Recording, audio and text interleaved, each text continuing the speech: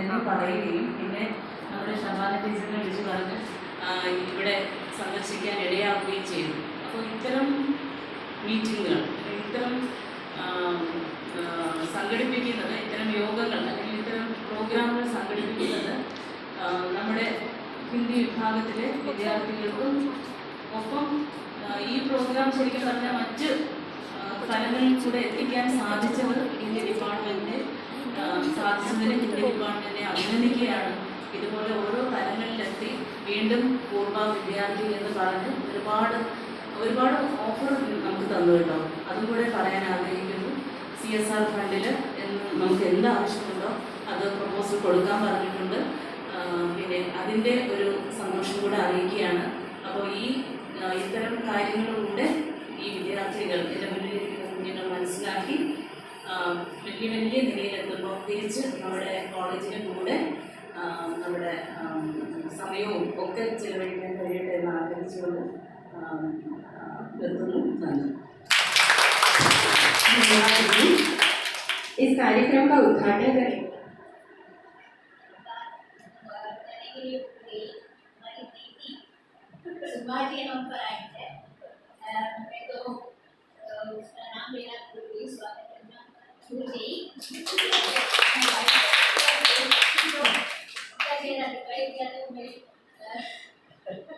क्या बताना है मुझे पता नहीं, क्षमा कीजिए। और आप सभी की ओर से हमारे डिपार्टमेंट को अपेक्षा है यहाँ से प्रिंसिपल बेटर हो आपको सेवा की है, काफी स्वागत करती हूँ और यहाँ पर बैठे सभी का स्वागत मैं कर रही हूँ। सभी को स्वागत। धन्यवाद।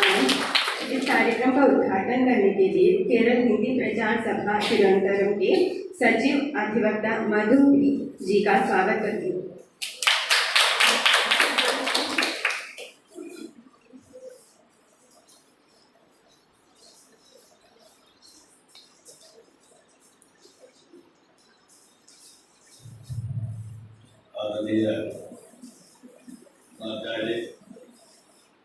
श्रीमती अनिला जी,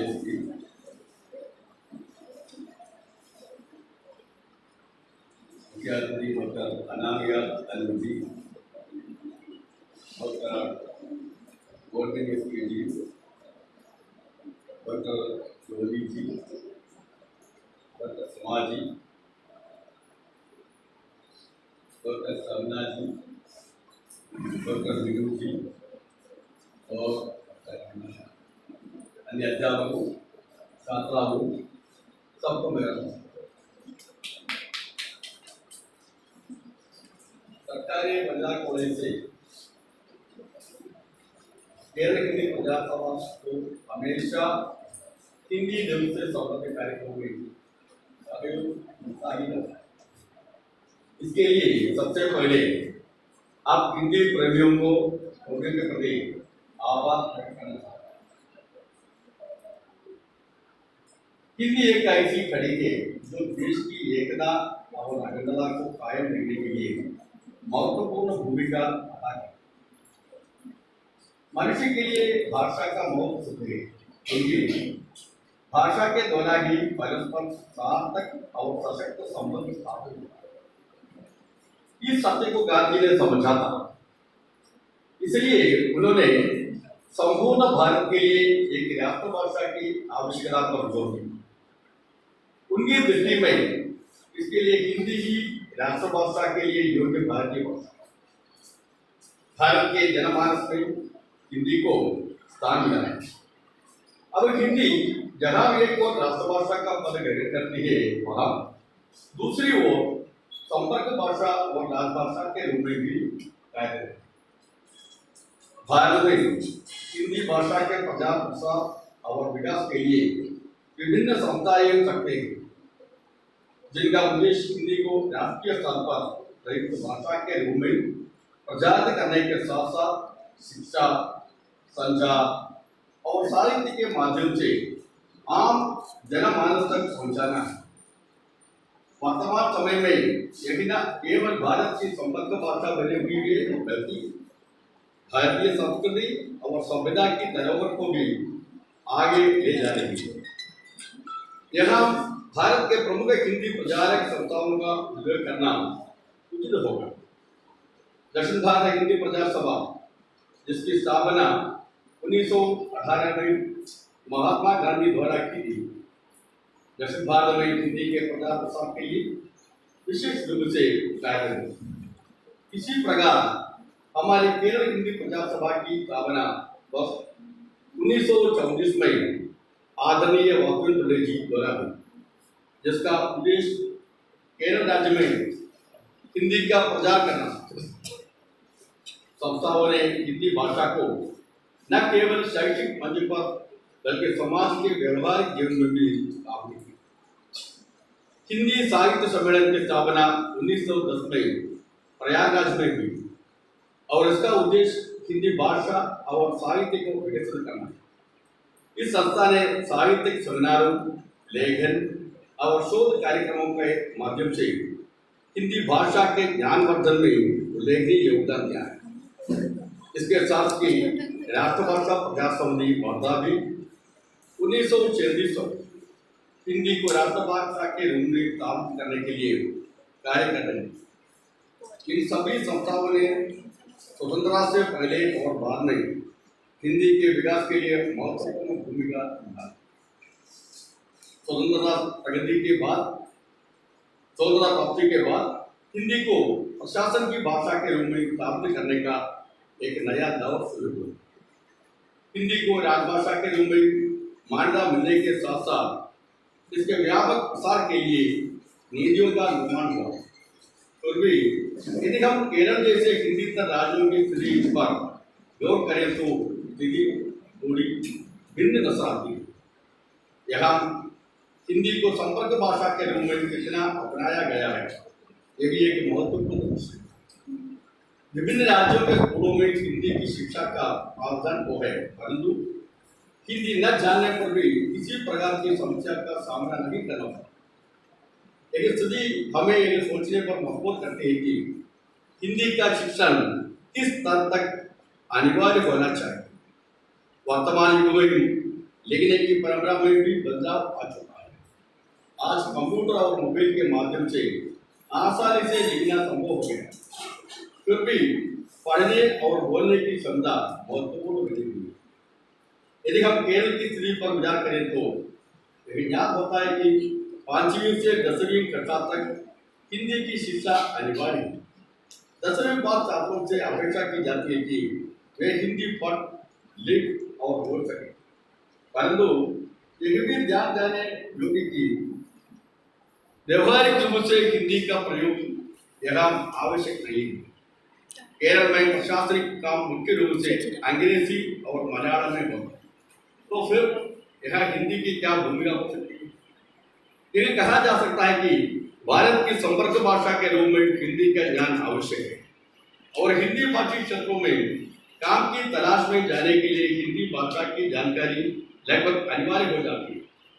हिंदी भाषा से संबंधित काम भी मिल सकते हैं और यदि अन्य कोई काम है तो भी एक भाषा के रूप में हिंदी का ज्ञान उत्तर भारत में ही नहीं बल्कि अन्य भाषा भाषी राज्यों में भी सहायक साबित होगा।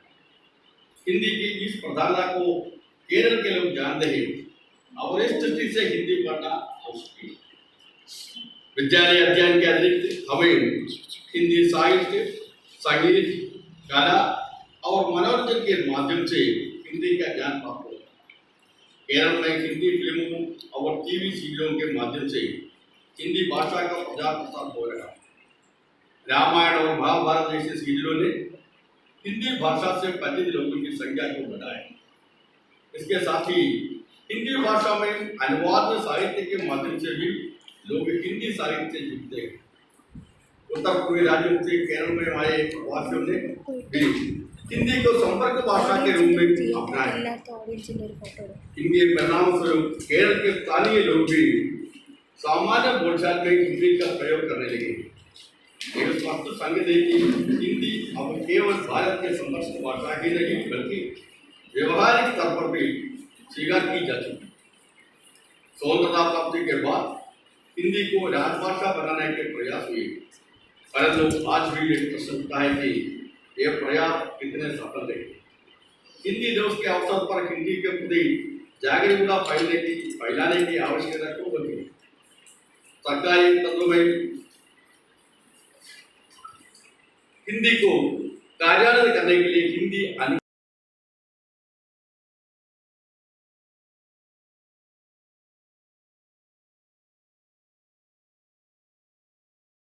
पहले केवल अंग्रेजी का प्रभुत्व था, वहाँ अब हिंदी का भी स्थान बन चुका है।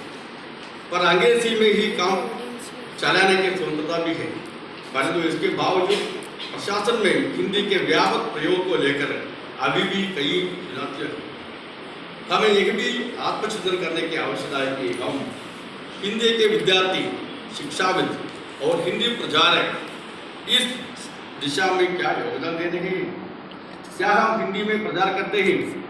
क्या हम केंद्र सरकार के कार्यालय में हिंदी का प्रयोग बढ़ाने के लिए प्रयास करेंगे? यदि नहीं तो यह हमारा कर्तव्य बनता है कि हम हिंदी के प्रचार प्रसार के लिए इन क्षेत्रों में भी सक्रियता से कार्य करें। एक और महत्वपूर्ण बिंदु यह है कि हम हिंदी साहित्य के विकास पर ध्यान देने की आवश्यकता है। चंद्रकांता जैसे उपन्यासों ने एक समय लोगों को हिंदी सीखने के लिए प्रेरित किया। आज भी ऐसे साहित्य की आवश्यकता है जो लोगों को हिंदी सीखने और पढ़ने के लिए प्रेरित कर सके। हमें यह सुनिश्चित करना होगा कि हिंदी साहित्य अपने विविधता और गहराई के साथ उभर कर सामने आए।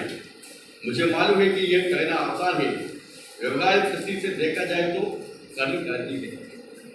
इसे सामान्य सत्य है कि भारत एक बहुभाषी देश है। इस कारण हिंदी के साथ भारतीय भाषाओं का अंतर्संबंध आवश्यक है। भारतीय भाषाओं का हिंदी के साथ संबंध बलिनों की तरह, इसलिए स्वाभाविक रूप से परस्पर लेन देन होती है।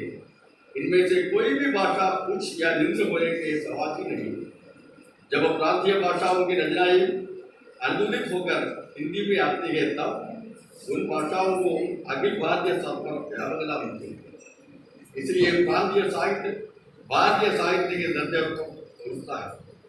पंडित जवाहरलाल नेहरू ने एक बार कहा था, भारतीय साहित्य एक ही है, भले ही विविध भाषाओं में लिखा जाता है। यहाँ पर अनुवाद का महत्व बढ़ता है। अनुवाद के द्वारा प्रांतीय साहित्यकारों की उत्तम रचनाएं हिंदी में प्रकाशित होती है और वैसे ही हिंदी की श्रेष्ठ रचनाएं प्रांतीय भाषाओं में भी उपलब्ध होती है। इस कारण भारतीय परिप्रेक्ष्य में हिंदी की भूमिका बहुत बड़ी है। मेरा अपना विचार है कि प्रांतीय स्तर पर केवल साहित्य पर हमारा दृष्टिकोण सीमित नहीं होना चाहिए। अभिनय कलाओं पर यानी परफॉर्मिंग आर्ट को भी हिंदी के माध्यम से क्यों न अभिव्यक्त किया जाए। उदाहरण के तौर पर केरल के वाटरमेलन जैसे अभिनय कला हिंदी के माध्यम से भी प्रस्तुत किया जा सकता है। इनसे राष्ट्रीय स्तर पर सांस्कृतिक विनिमय भी हो सकता है।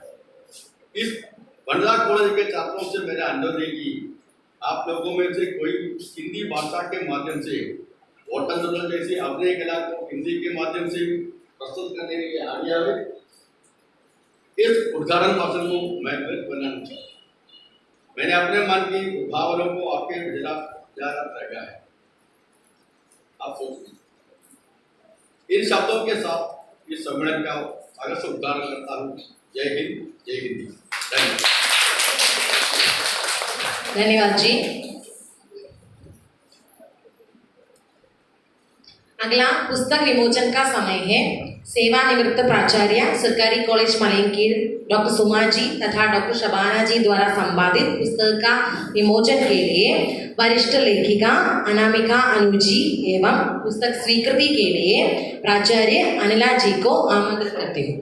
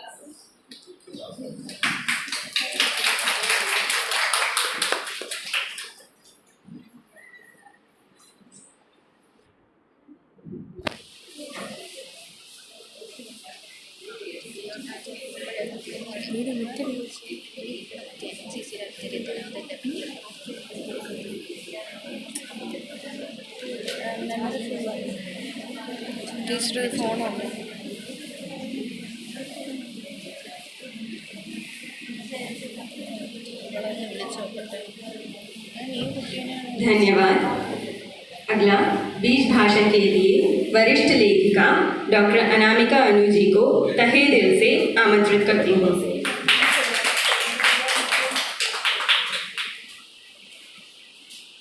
नमस्कार। सामने भी अनुपस्थित हैं, तो कभी कभी अनुपस्थिति को भी प्रणाम करना चाहिए अगर वह एक योग्य अनुपस्थिति है।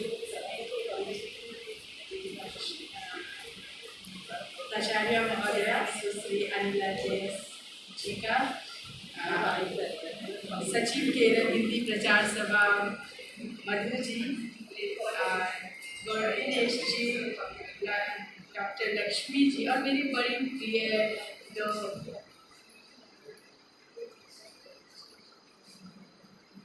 मेरी दो बहुत बहुत प्रिय और प्रेरणा स्रोत प्रोफेसर्स हैं, सुमा जी और शबाना जी और लता जी। और इन तीनों से मेरे संपर्क हिंदी में बहुत लंबे समय से रहे हैं और कहीं ना कहीं मैं इनसे सीखती भी आई हूँ और प्रेरित भी होती आई हूँ। और आप सब बच्चों से जिन्होंने मुझे बताया कि आप केरल में भी हिंदी में बातें कर सकती हैं और ढंग से बातें कर सकती हैं। मैं केरल के सभी विश्वविद्यालयों में और महत्वपूर्ण कॉलेजों के हिंदी विभाग में गई हूँ और वहाँ विद्यार्थियों से जो ऊर्जा मैंने पाई है वो मेरी लेखन की ताकत है और विश्वविद्यालय और कॉलेजों में पढ़ाने वाले शिक्षकों की प्रेरणा से ही मैंने अपनी लेखन की शुरुआत की है। तो आज हम बात करेंगे हिंदी पर। तो हिंदी पर जो सबसे ज़्यादा सुनी एक पंक्ति है वो ये है कि संस्कृत जलकूप है भाखा बहता नीर। भाखा यहाँ भाषा के लिए है, इसको हम हिंदी की तरह मानते हैं। तो संस्कृत जब ये पंक्ति कबीर ने लिखी होगी तो कबीर के मन में दो बातें होगी। एक तो हिंदी की संप्रेषणीयता इतनी अच्छी होगी और हिंदी को जिस सहज सुग्राह्य तरीके से सब जन ने, आम जनों ने स्वीकार किया होगा, उस बात ने उस समय में कबीर को ये पंक्ति लिखने के लिए उद्बोधित किया होगा। तो और हमारे यहाँ एक मैथिली में कवि हैं जिनका नाम विद्यापति है। वो कहते हैं देसिल बैना सब जन मीठा। मतलब जिस भाषा में आप घर में बाहर में बातें करते हैं वो भाषा सबों को प्रिय होती है, जो आपके देश की भाषा होती है। देश मतलब जैसे आप मलयालम में बातें जब करते होंगे तो बहुत खुश होते होंगे। तो उत्तर भारत के बहुत से राज्यों में हिंदी या हिंदी की उपभाषाओं में बातचीत हुआ करती थी। उस संदर्भ में उन्होंने यह पंक्ति लिखी थी। रविन्द्रनाथ टैगोर ने एक बड़ी अच्छी बात कही थी। उन्होंने कहा कि अगर सभी भाषाएं नदी हैं तो हिंदी महानदी है। गुजरात में गुजरात शैक्षिक सम्मेलन में गांधी जी ने भी एक बड़ी महत्वपूर्ण टिप्पणी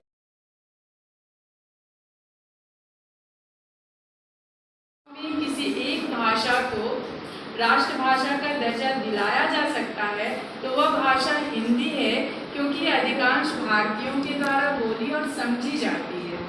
उन्होंने कहा था कि समस्त भारत में जो आर्थिक, धार्मिक, राजनीतिक संपर्क भाषा के रूप में सक्षम भाषा है वो हिंदी है, इसलिए अधिक से अधिक लोगों को हिंदी सीखनी चाहिए।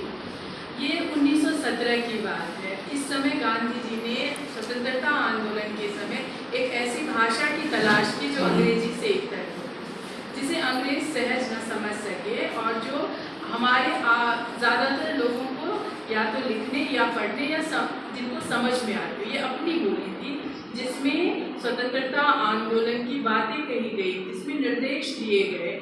और इसे समझने के लिए अंग्रेज़ों को किसी भारतीय या हिंदी के भाषाविद की ज़रूरत महसूस हुई। तो जब आप अपनी भाषा में बोलते हैं तो आप न केवल अपनी सांस्कृतिक विरासत को बचा पाते हैं, बल्कि जब आप अपनी गरिमा के लिए खड़े होते हैं किसी सत्ता के विरुद्ध, तो वो एक बहुत मजबूत प्रतिरोध के रूप में खड़ा होता है। क्योंकि बिना भाषा जाने आप सत्ता आपका मैनिपुलेशन नहीं कर सकती, सत्ता आपको परास्त करने में अक्षम हो जाती है। और सत्ता जब भी किसी देश पर अपना आधिपत्य जमाती है तो पहले उसकी भाषा सीखती है या उस भाषा के लोगों को अपने में मिलाती है, तभी सत्ता का प्रचार प्रसार हो सकता है। तो गांधी जी के जहन में ये बात थी कि अगर ये स्वतंत्रता आंदोलन एक ऐसी भाषा के माध्यम से चलाया जाए जिसे अधिकांश भारतीय समझते हैं, तो इससे न केवल स्वतंत्रता की धारा मजबूत होगी, बल्कि यह सत्ता के विरुद्ध एक मजबूत प्रतिरोध भी खड़ा करेगी। भाषा का महत्व इतना बड़ा है और हिंदी का महत्व इसलिए भी इतना बड़ा है। अब हिंदी को तो हमने जब 8वीं अनुसूची बनाई तो 22 भाषाएं थी, जो विद्यापति की देसी बहना है, मातृभाषाएं हैं। 1961 में जब हमारी जनगणना हुई तो उस समय हमारे पास 1600 से अधिक मातृभाषाएं थी, बोलियां थी। लेकिन आगे की जनगणनाओं में ये बोलियां उत्तरोत्तर कम होती चली गई। इसके पीछे 2 कारण थे। एक तो ये बोली बोलने वाले लोग कम थे, दूसरा इसमें रोजगार और शिक्षा के अवसर कम थे। जब किसी भाषा में शिक्षा रोजगार के अवसर कम हो जाएं और इसे बरतने वाले लोगों की संख्या में उत्तरोत्तर कमी आएगी तो भाषा का ह्रास होता है। ये पूरे विश्व में हुआ है। वे भाषाएं जिनमें रोजगार और शिक्षा के अवसर कम थे वे विलुप्त हुई हैं। हजारों भाषाएं हमारे इन्हीं कुछ दशकों में विलुप्त हो गई। हिंदी बनी हुई इसलिए है कि ये दुनिया की तीसरी सबसे ज्यादा बोली, समझी और लिखी जाने वाली भाषा है। और ये बहुत बड़ी बात है कि दुनिया में सबसे ज्यादा बोली जाने वाली तीसरी भाषा है। इस भाषा की सबसे बड़ी खूबसूरती यह है कि यह आधुनिक समय के साथ कदम ताल कर रही है। यह देवनागरी लिपि में लिखी जा रही है और संभवतः यह दुनिया की सबसे ज्यादा वैज्ञानिक लिपि है। GO2 GO बोलते हैं। इसमें जो उच्चारण की विषमता है यह हमारी भाषा के प्रांगण में नहीं है। जब हम काम बोलते हैं तो एल साइलेंट हो जाता है। ये साइलेंट जो वर्णों की जो परंपरा है उसका प्रतिरोध है हिंदी। यहाँ हमारा कोई भी शब्द साइलेंट नहीं होता। दूसरी बात देखिए, कैपिटल लेटर, स्मॉल लेटर का झंझट टाइपिंग में आप सबको इसका सामना करना होगा। हिंदी में इस झंझट से भी मुक्ति है। इसकी वैज्ञानिकता और इसके आधुनिक प्रयोग पर इसलिए काम करना बहुत आसान है। आज आप जब भी ई-कॉमर्स की किताबें, अखबार, समाचार पत्र पढ़ते हैं तो वो आपको हिंदी में उपलब्ध है। आप व्हाट्सएप पर जब मैसेजेस लिखते हैं, जब आप ईमेल लिखते हैं, आप बड़ी सुगमता से हिंदी में लिख पाते हैं। यह इस भाषा की वैज्ञानिक दृष्टिकोण से सुग्राह्यता के लक्षण को सुनिश्चित करती है। तो इस भाषा के प्रयोग से आपका विकास निश्चित तौर पर ही होना है। आप देखिए, जब गूगल्स के में या यूट्यूब ने जब अपने चैनल्स की भारत में प्रगति देखी तो अंग्रेजी चैनल यूट्यूब पर जो थे उसके विकास की दर 14% थी, जबकि हिंदी वाले यूट्यूब चैनल्स चलाने वाले लोगों की जो विकास की रफ्तार थी वो 94%। यानी भारत में जब यूट्यूब पर आप अगर 30 से 33 घंटे देखे जा रहे हैं एक महीने में, तो आप $200 कमा रहे हैं। तो वहाँ भी हिंदी की जो विकास की रफ्तार है वो 94% तक। और अंग्रेजी की जो चीजें बन रही है भारत में वो अभी भी मात्र 13-14% के आसपास। ये आपकी भाषा का वैभव है जो आपको रोजगार के अवसर दिला सकती है, जो आपकी वैज्ञानिक अप्लायंसेज में जो बड़ी आसानी से इस्तेमाल में लाई जा सकती है। अच्छा, आप सब हिंदी पढ़ने वाले लोग हैं, मुझे बताएं हाथ उठाकर, आप में से कितने लोग हिंदी में हस्ताक्षर करते हैं?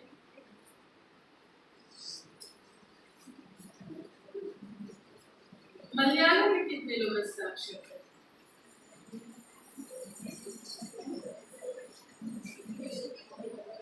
ओके, कोई बात नहीं। तो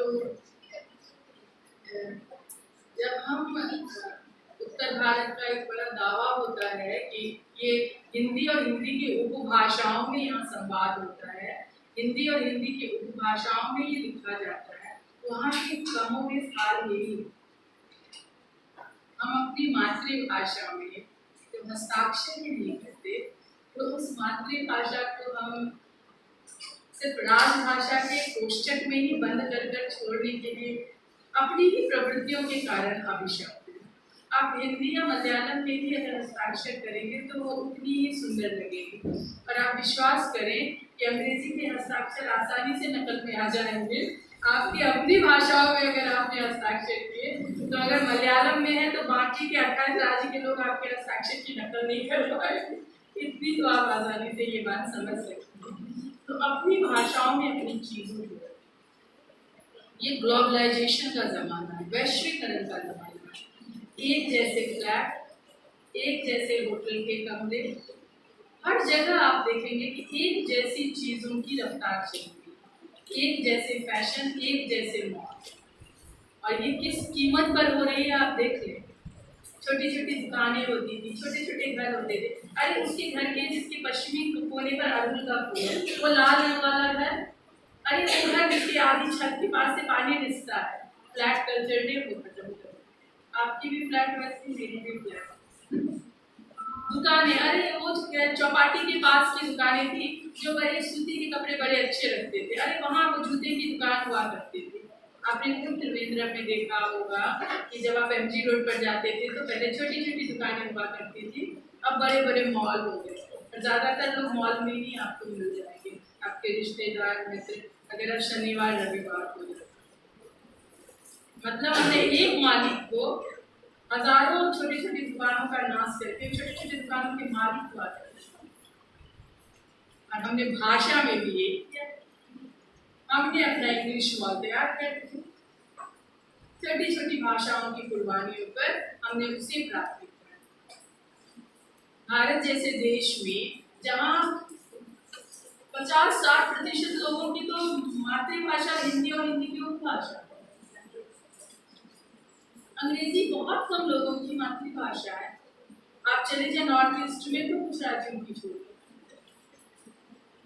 फिर भी अभी भी 14 से 15% लोग जो ऊंचे पद पर कार्यरत हैं, चाहे वो मैनेजमेंट हो, चाहे वो फार्म हो या कहीं पर भी हो, वहाँ पर जो ऊंचे पदों पर जो लोग हैं वो सारे अंग्रेजी में अपने सारे कामों को, तो अंग्रेजी का डोमिनेंस उसके हमारी हिंदी पर इतना बड़ा है। जो भाषाएं 75% लोग समझते हैं उसके लोग शीर्षस्थ पद पे नहीं है। जो 12-13% लोग जिस भाषा का अभ्यास करके बचपन से अंग्रेजी माध्यम स्कूल से पढ़कर आए हैं वे उस पर अधीनस्थ लोग हैं। तो जिस तरह से बाजार काम कर रहा है उसी तरह से भाषाएं चल रही हैं। मेरी बात आपको समझाना। और जो भाषा होती है वो आपके साहित्य और संस्कृति से जुड़ी बात है। बाजार जो होती है वो पूंजीवाद की गति से। तो ऐसा ना हो कि अपनी मातृभाषा और हिंदी के विकास को रोककर हम दूसरी भाषाओं को सीखने और उसके डोमिनेंस को इतना बढ़ा दें कि वह भी बाजार की तरफ, पूंजीवाद की तरफ अपना युद्ध करें। अगर ऐसा हुआ तो सबसे पहले आपकी संस्कृति जाएगी, जिसमें आप नृत्य करते हैं, जिसमें आप रंग की भराई करते हैं, जिसमें आप अपना साहित्य रचते हैं। अब बाजार के हिसाब से साहित्य रचने लगेंगे, और जब बाजार के हिसाब से साहित्य रचा जाएगा तो उन 14 और 15% लोगों को ध्यान में रखकर रचा जाएगा जो आपकी रचनाओं के लिए पैसे देंगे, जो आपकी रचनाओं को जज करेंगे। तो बाकी के जो 84% लोग या 90% लोग हैं उनकी कहानियाँ कौन, उनके जीवन, उनके वैचारिक, उनके जो दार्शनिक आग्रह हैं वो हमारे साहित्य में कैसे आ पाएगा। किसी भी देश का जो साहित्य होता है उस समय का लिखित दस्तावेज होता है। अगर उस लिखित दस्तावेज में जनमानस की आकांक्षाएं नहीं आ पा रही हैं तो ये उस लिखित दस्तावेज को हम गलत दस्तावेज बनाने, फर्जी दस्तावेज बनाने की तरफ बढ़ रहे हैं। इसलिए भी लिखा जाना बेहद आवश्यक है, वह भी बाजार की ताकतों के विरुद्ध लिखा जाना बेहद जरूरी है। और भाषा ने, हिंदी भाषा ने हमें वो स्टेज मुहैया कराया है, वो मंच मुहैया कराया है कि हम इसी भाषा में आज की आधुनिकतम तकनीकों का इस्तेमाल करते हुए बहुत कुछ लिख पढ़ और समझ सकते हैं। जब भारत सरकार ने 343 की अनुच्छेद 343 के 1 में लिखा कि यह संघ की राजभाषा है, तो 1963 से 67 के बीच में दक्षिण भारत में सबसे अधिक आंदोलन हुए, लेकिन फिर भी केरल ने अपनी हिंदी को संभाल कर रखा।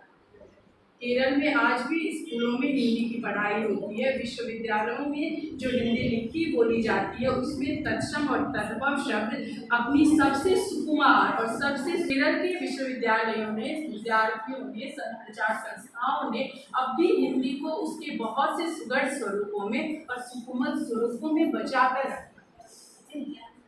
देखिए, पॉलीग्लॉट का जमाना है, अब जितनी भाषा, लेकिन इसमें कोई बुद्धिमानी नहीं है कि आपने अपनी भाषा और अपनी राजभाषा को छोड़कर कोई लंबी छलांग लगाई है। अगर आप उसके बाद कुछ भी करते हैं तो उसमें कृत्रिमता का बोध जघन्य रूप में प्रस्तुत होगा। भाषा के साथ ऐसी निर्ममता हम नहीं बरत सकते। अब मधु सर ने एक बड़ी अच्छी बात कही कि यहाँ की सांस्कृतिक गतिविधियों में हिंदी को सम्मिलित किया है। मोहिनी अट्टम, भरतनाट्यम आदि समूहों में हिंदी में संवाद लिखे जाए, गीत लिखे जाए, या जब हम किसी पेंटिंग को बना रहे हैं या जब हम चित्रकला कर रहे हैं उसमें किसी कवि की पंक्ति को आप उद्धृत कर सकते हैं जो उससे दार्शनिक और वैचारिक रूप में संगत रखता है। जैसा हैदर रजा की जो पेंटिंग होती थी उसके नीचे जैसे केदारनाथ सिंह की कविताओं की 2 पंक्तियाँ मिल जाएंगी, अशोक वाजपेयी की कविता की 2 पंक्तियाँ मिल जाएंगी, कुछ में बड़े कवियों की पंक्तियाँ आपको मिल जाएंगी, विदेशी कवियों की पंक्तियाँ मिल जाएंगी। तो कला के साथ भाषा का जो यह जुड़ाव है वह न केवल कला को मजबूत करता है बल्कि भाषा की गति को भी सुदृढ़ करता है। केरल ने हिंदी के विकास और प्रचार प्रसार में बहुत यत्न लगाए हैं, तो हमें अपनी कला संस्कृति के साथ भी भाषा का ऐसा समन्वय करना चाहिए कि भाषा जन तक पहुँचने में ज़्यादा आग्रह दुराग्रहों का सामना नहीं करे। अब है कि अपनी भाषा में क्या हम अपने वैचारिक द्वंद्वों को या वैचारिक बहसों को ज़्यादा मजबूती प्रदान कर सकते हैं, तो इसका भी जवाब हाँ है। क्योंकि ये जो किसी के मनस्थिति में ये बात है कि किताबों से विचार व्यक्ति के हृदय में आएगी, तो मैं उसको इस तरह से कहना चाहती हूँ, जन और किताबों के सामंजस्य से, अनुभव और शिक्षा के समायोजन से आपके मानस पटल पर जो वैचारिक द्वंद्व और दार्शनिक द्वंद्व खड़ा होगा वही समय की विचारधारा के उन्नयन का हेतु बनेगा। तो अगर आपने सोचा है कि आप अंग्रेजी या दूसरी भाषाओं की किताबों को पढ़कर जो अर्जित करेंगे और उसकी कसौटी तैयार करेंगे, तो उस कसौटी पर परखने के लिए जो मौलिक वस्तुएं आएंगी, जो मौलिक चीज़ें आएंगी, वो आपकी भाषा से आएंगी, आपकी भाषा बोलने वाले लोगों से आएगी। अगर 50-60% लोगों की मातृभाषा हिंदी या हिंदी की उपभाषाएं हैं, आप जानते हैं कि हिंदी और हिंदी की उपभाषाओं में कितना विपुल साहित्य लिखा गया है। आपने कन्नौजी में, अवधी में, ब्रज भाषा में, आपने बुंदेली में, मैथिली में, उत्तराखंड में, छत्तीसगढ़ी में, झारखंडी में, ऐसी कई भाषाओं के बड़े रचनाकारों को आप जानते आए हैं। आपने सूरदास को पढ़ा है, मीरा को पढ़ा है, मलिक मोहम्मद जैसी को पढ़ा है, आपने दादू की कविताएं पढ़ी हैं, आपने आनंद की कविताएं पढ़ी हैं, रजक की कविताएं पढ़ी हैं। आप सबको पता है कि भारत की हिंदी की उपभाषाओं में एक बड़ा विपुल साहित्य लिखा गया है और कई प्राचीन गतिविधियों, सामाजिक और सांस्कृतिक जीवन का वो दस्तावेज है। वहाँ तक पहुँचने के लिए भी आपको हिंदी पढ़नी ही पढ़नी पड़ेगी। बिना हिंदी पढ़े आप इन लोक भाषाओं में आप चाहें कि बघेली का कोई साहित्य पढ़ लें, बुंदेली का पढ़ लें, आप नहीं पढ़ पाएंगे। अब झारखंडी या छत्तीसगढ़ी साहित्य को पढ़ लें, ये आपके लिए बहुत मुश्किल है। इसके लिए भी आपको हिंदी सीखनी पड़ेगी। और ये उत्तर भारत की आदिम संस्कृति, आदिम जनजातियों से लेकर वहाँ के मेहनतकश वर्गों से लेकर वहाँ के अभिजात्य वर्ग तक की सामाजिक डिस्कोर्स की भी कथाएं कहती हैं। उनकी एक एक श्रुतियाँ उनकी अवस्था को बताती हैं। जब आप पंडित मोहम्मद जैसी को पढ़ते हैं, जब आप इनको देव को पढ़ते हैं, मान लीजिए आपने देव की एक कविता पढ़ी, उसमें आपने स्त्री का स्वरूप देखा, आप देव की कविताएं कैसे पढ़ेंगे जब आपने हिंदी नहीं जानी तो हिंदी की उपभाषाओं में लिखी। उस समय की स्त्री का आपको पता चलता है कि उस समय स्त्री भोग की वस्तु थी, श्रृंगार की वस्तु।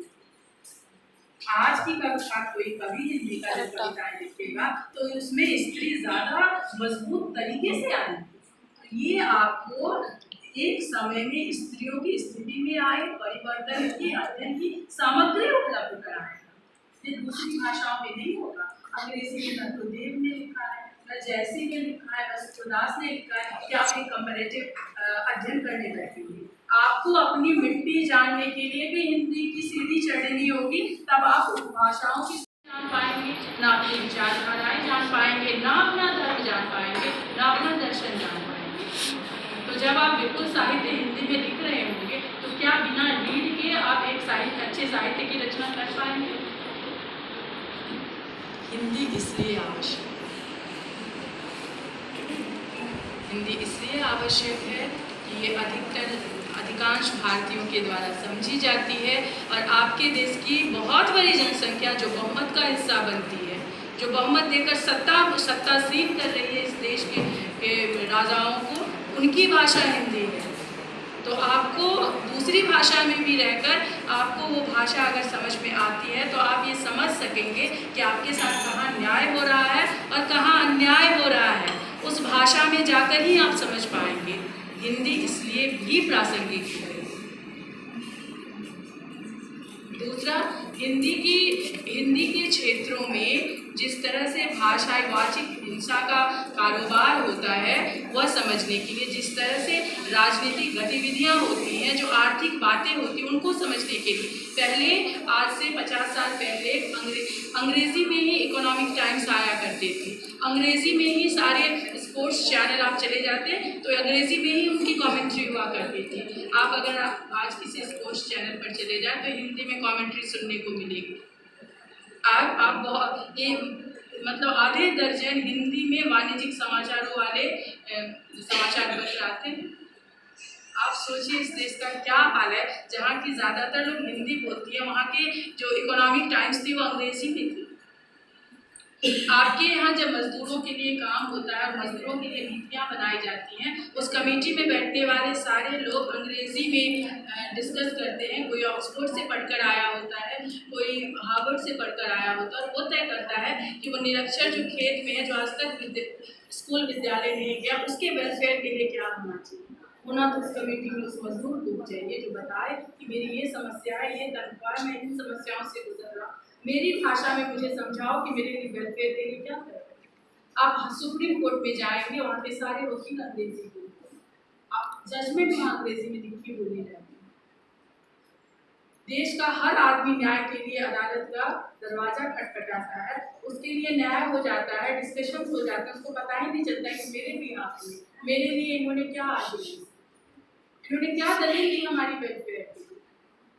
फिर पेटिशन दायर होता है, जो आम जनहित याचिकाएं दायर होती हैं, आम आदमी की समस्याओं के लिए दायर होती हैं, सड़क, पानी, न्यूनतम मजदूरी के लिए दायर होती हैं। वो सुप्रीम कोर्ट तक वो केसेस जाएंगी। सुप्रीम कोर्ट में अंग्रेजी में सब डिस्कस करके निकल जाते हैं, पॉलिसी का निर्माण हो जाता है, रिपोर्ट अंग्रेजी में आ जाती है, खाना पूर्ति के लिए उसका हिंदी अनुवाद प्रस्तुत कर दिया जाता है। ऐसे हिंदी में किया जाता है उस बेचारे को जिसकी वेलफेयर के लिए, जिस उपेक्षित वर्ग के कल्याण के लिए वो हुआ था, उसको पता ही नहीं चलता, न वो हिंदी उसकी समझ में आती है, न वो अंग्रेजी उसकी समझ में आती है। इसलिए आप हिंदी इसलिए पढ़ें क्योंकि आप एक सिनेमा बनाना चाहती हैं और आप जानना चाहती हैं कि उत्तर भारत में कैसे सिनेमा बन रहा है और उन सिनेमा को के डायलॉग्स राइटिंग का फ्लो क्या है, वो सीखने के लिए आप पढ़ें। आप इसलिए पढ़ें क्योंकि दुनिया भर में जो बड़े अखबार हैं उनका मानना है कि 2050 तक हिंदी में सबसे ज़्यादा वाणिज्यिक विकास होगा। हिंदी भाषा में सारे एडवर्टीजमेंट, सारे प्रचारों को लाया जा रहा है ताकि वो ज़्यादा से ज़्यादा उपभोक्ता वर्ग को आकर्षित कर सके। तो अगर आप बिजनेस में जाना चाहते हैं, इसलिए भी आप हिंदी पढ़ें। अगर आपको सामाजिक कार्य में जाना है तो भी आप हिंदी पढ़ें अपनी भाषा के साथ। हिंदी इतनी महत्वपूर्ण भाषा है, दूसरी कोई एक ऐसी भाषा नहीं है जो आप अपनी मातृभाषा के अलावा सीख कर अपने देश के आर्थिक, अपने देश के प्रशासनिक, अपने देश के आम आदमियों की दुख समस्या के समाधान के लिए कुछ कर सकते हैं। अब साहित्य भी रच रहे होंगे तो आप हिंदी के साहित्य को अलग करके आप चाहेंगे कि मैं लोक साहित्य से आगे बढ़ूँ तो आप नहीं पढ़ पाएंगे। जैसे अंग्रेजी का साहित्य पढ़ना आपको महत्वपूर्ण लग रहा है, आपको हिंदी का साहित्य भी पढ़ना है। एक ही हम लोग भाषा वाले कर सकते हैं कि अंग्रेज रचनाओं का सम्मान करना सीखें। हम मणिपुर में जो लिटरेचर लिखा जा रहा है, राजस्थान में जो लिखा जा रहा है, उन सब भाषाओं को अपनी भाषा में दिया है। वो भी केरल जैसे राज्य से ही होगा जहाँ लिटरेसी में साक्षरता दर अधिक। दूसरे राज्यों के लिए ये भी एक असंभव सीन है, क्योंकि वो खुद को साक्षर बनाने में उनकी पूरी ऊर्जा, पूरी मशीनरी लगी हुई है। यही एक राज्य है जहाँ से हमको शिक्षा है। और अब ये क्रिएटिव जर्नी में है, एक सांस्कृतिक जर्नी में है, एक राजनीतिक जर्नी में। यहाँ के लोग जितने पॉलिटिकल अवेयर है पूरे देश में कहीं नहीं। तो आप एक राजनीतिक जर्नी में भारत को लीड कर रहे हैं, आप एक सांस्कृतिक और साहित्यिक जर्नी में भारत को लीड कर रहे हैं। आपके पास इतनी बौद्धिकता और इतने प्रयास आपके पूर्वजों ने कर दिए हैं कि आप ये काम कर सकते हैं। बाकी दूसरे राज्यों में अभी तक साक्षरता अभियान चल रहा है, लिटरेसी रेट को बढ़ाने के लिए सारी ऊर्जा और मशीनरी और you are the intellectual leaders of this. Kerala के विश्वविद्यालयों में या जो हिंदी पढ़ रहे हैं, अगर ये बच्चे किसी भी क्षेत्र में अगर हिंदी को आगे लेकर आएंगे तो ये जितना अच्छा काम करके देंगे दूसरे लोगों के लिए बहुत मुश्किल। तो आज हिंदी पर चूंकि उन्होंने सर ने बहुत कुछ विस्तार से बताया कि हिंदी क्यों महत्वपूर्ण है और हिंदी के क्या अर्थ हैं, मैं भी उन्हीं बातों पर बताने के लिए मुझे कहा गया था। लेकिन मुझे लगा कि नहीं, व्यवहारिक चीज़ें आपको बतलाई जाए कि हिंदी क्यों महत्वपूर्ण है। आपके हमारे चाहने से अब हिंदी का कुछ नहीं हो सकता। जिस लोगों को इतनी बड़ी बहुमत हिंदी को बरत रही है तो हमको उनकी भाषा सीखने की मजबूरी है। अपने देशी बोलियों से अपने राज्य की परिधियों के अतिक्रमण के लिए भाषा। और आपने हिंदी पढ़ी है, कोई 2 साल, कोई 3 साल, कोई 5 साल पढ़कर आया तो आप ऑलरेडी लीडिंग कंडीशन में हैं, आप शुरू से आगे हैं। तो आप संस्कृति, साहित्य, विचार, राजनीति में अच्छा कर सकते हैं अपनी हिंदी जानने की वजह से। अगर आप हिंदी जानते हैं तो आप किसी दूसरे राज्य में अगर रह रहे हैं और वहाँ की नागरिकता मिल गई, वहाँ का पंचायत चुनाव लड़ सकते हैं। आप बता सकते हैं कि मैं आपका नेता हूँ। आपको लोकसभा चुनाव लड़ना है और आप अगर यूपी के किसी लोकसभा क्षेत्र से लड़ना चाहते हैं तो आप अपनी भाषा में बात करके लोगों को प्रभावित कर सकते हैं। इस भाषा का जादू भी यही है, इस भाषा पर जो चर्चा हो रही है इसका महत्व भी यही है। तो आप सबों से आग्रह है कि हिंदी अगर आपने सीखी है तो इसका इस्तेमाल अपने आर्थिक उन्नयन के लिए करें, अपने बौद्धिक उन्नयन के लिए करें और अपने जो भी मनोरंजन के या कला के क्षेत्र है उसमें करें। और इसी के साथ एक वाक्य के साथ कि हम चले तुम चलो और चल पड़े ये कारवां, इस ज़मीं की बात क्या, हम जीत लेंगे आसमां। धन्यवाद। धन्यवाद मैम। अगला आशीर्वचन देने के लिए IQAC संयोजक डॉक्टर गॉडविन SK जी को तहे दिल से आमंत्रित करती हूँ।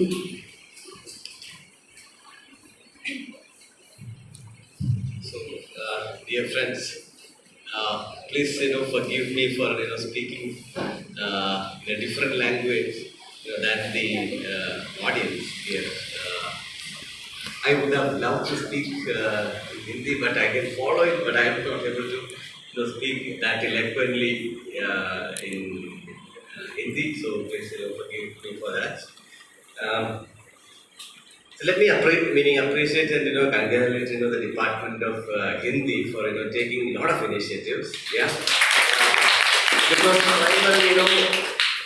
this particular Hindi department, they could have ignored or they could have forgone celebrating this week-long fortnight program. And they look at the amount of effort meaning your teachers and the department fraternity students, even the Prajar Sabha, etc. have taken organizing this particular program, even in the kind of the amount of effort they have taken. So it means the commitment, and that particular commitment should be reflective of would be reflecting in the kind of academic enrichment these students should be receiving here. So So that's the kind of exposure, and in that particular sense, the students of Hindi are quite lucky to have such kind of a leading teachers who are very committed. So let me from my personal side, I would appreciate all the team members by the department and other members here. And so I'll take just 2 minutes. I should not be speaking about the importance of language in this kind of an audience. But let me stop with just two things. Languages are such a powerful kind of tool which can actually bring people together as well as it can divide people. So India is an example where we have been able to. We have every reason to differ. But this particular country, and language is one of the most important identities of humans that all of you would agree with me. But languages can divide because look at Sri Lanka. So the entire Sri Lanka is not a bad country. Sri Lanka is having a human development position in the globe between 70 to 75 more often. India is in the position of about 120s to 130. That is the range we have been in for the last 30 years if you look at. But Sri Lanka is actually dogged by because in late 1950s, the moment they declared that Sinhalese is the only language of the official language of us, a huge segment of Sri Lanka population, they got diverse from the mainland of Sri Lanka. There started the internal problem of Sri Lanka. Otherwise, Sri Lanka would have been much better off than what it would have been today. Yeah. So language in that particular sense, language is a powerful in terms of love. Language can also be a powerful tool for hatred. So and we in India we survive because of the vision that we had in the 1950s when our constitution was inaugurated of being accommodative of all languages. That is one reason why we still thrive and there are not much enmity between languages. The enmity between languages is a past thing. Now people start accommodating and loving each other in terms of different languages, etc. We need to be more inclusive. And I thank you for inviting me here. I'm a regular visitor these days to this particular department. I know you must be fed up with the way of communication, etc. And maybe repetition, some kind might occur. But so I wish the department and all my friends here best wishes. And I thank the speakers, especially they have come. They have traveled long distance as well as especially to Kerala Hindi Prachara Sabha because we are actually friends because we are collaborating on different occasions and now we are formally collaborating through a formal MOU etc. in the days to come. So on behalf of all, thank you and wish you all the best. Thank you. Thank you, sir. अगला एक album का विमोचन है, उसके बारे में चंद शब्द बताने के लिए डॉक्टर सुमा जी को तहे दिल से आमंत्रित करती हूँ।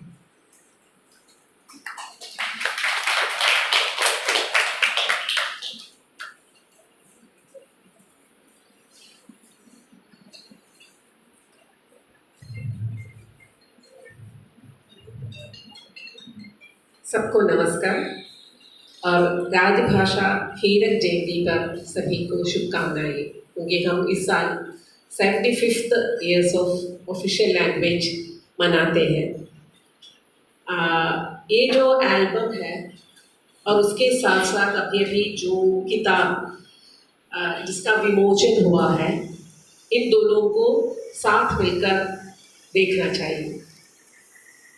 ये जो एल्बम जिसका विमोचन अभी होने वाला है, इसे हम कह सकते हैं डिस्ट्रक्शन से कंस्ट्रक्शंस की ओर, क्योंकि 2019 में जो कोविड पूरे दुनिया में फूट पड़ी, कितने लोगों को मौत के घाट उतार दी इस महामारी ने हम बता नहीं सकते। उस समय जब सभी घर में बंद थे, कोई भी संसाधन नहीं थे, बच्चों के बिना ये जो उस समय हमने सोचा था कि क्यों न साहित्य संवाद के द्वारा ये जो साहित्यिक प्रेमियों के लिए, भाषा प्रेमियों के मन में जो ऊर्जा की एक धारा बहाने की कोशिश करी। ये जो आइडिया हमारे सामने रखी थी शबाना जी की वो जो कंस्ट्रक्टिव आइडिया जिसे हम कहते हैं, क्योंकि विनाश के समय सृजन के एक कण, वो जो आइडिया शबाना जी के द्वारा हुई, हम एक ऑनलाइन व्याख्यानमाला शुरू करी।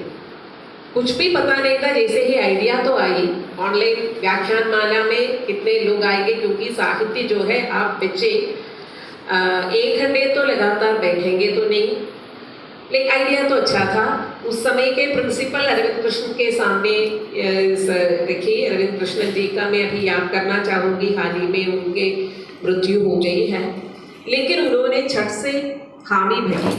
वाइस प्रिंसिपल अनिला जी और हमारे HOD बिंदु बलसा और सेकंड HOD ज्योति जी जो यहाँ भी हाजिर है, उसका स्वागत किया और संयोजिका शबाना बनी, उसकी संचालिका मैं, और हमारे आदरणीय आरसू जी के भाषण से व्याख्यानमाला शुरू हुई। उसका जो टेक्निकल वश जो था, यानी कि गूगल प्लेटफॉर्म में सभी लोगों को बुलाना, ये सारे काम जो है शबाना जी की ओर से हुई। मेरा काम ये जो जितने भी वक्ता आ जाते हैं उनके बारे में बताना और उनकी रचनाओं के बारे में पढ़कर और उस वक्तव्य का संचालन करना, क्योंकि वक्तव्य 2 घंटे लगातार चलेंगे तो ठीक नहीं रहेगा। तो हमने 30 to 40 मिनट्स उनको दिया वक्तव्य के लिए, बाकी पूरा चर्चा के लिए रखा गया।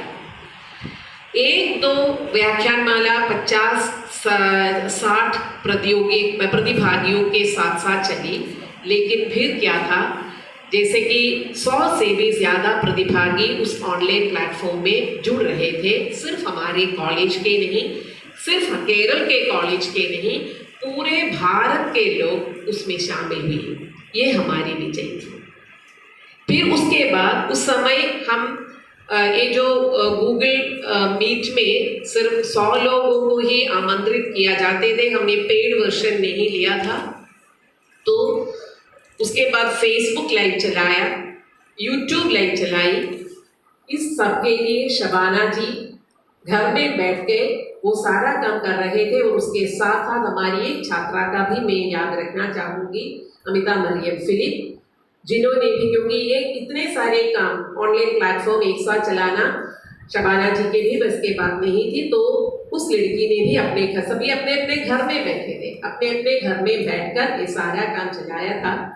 मुझे इससे बहुत से लाभ हुए, क्योंकि 60 से 60 करीब हमने वक्ता हमारी इस व्याख्यानमाला में भाग लिए थे। मृदुला गर्गा ये थे, भगवान दास मोरवाल जी जैसे साहित्य के महारथ इसमें आए थे। इन सब के बारे में पढ़ने की, सीखने की, क्योंकि इन सभी की रचनाओं को अगर मैं पढ़ूं तभी मैं ठीक तरह से प्रश्न पूछ सकती हूँ, क्योंकि वो जो चर्चा चलाने के लिए कुछ लोग तो आगे आएंगे, लेकिन 2 घंटे का है, कभी कभी ये 3 घंटे तक चली। मुझे अभी भी याद है, भगवान दास मोरवाल जी के साथ इतने सारे रिसर्च स्कॉलर्स चर्चा में भाग लिए थे। इन सभी को प्रश्न को आखिर कंसोलिडेट करके बाकी प्रश्न को भेजने भी पड़े। तो इस तरह वो व्याख्यानमाला सफलता के शिखर पर जब चढ़ी, तब जाके हमारे कॉलेज खुल गए थे।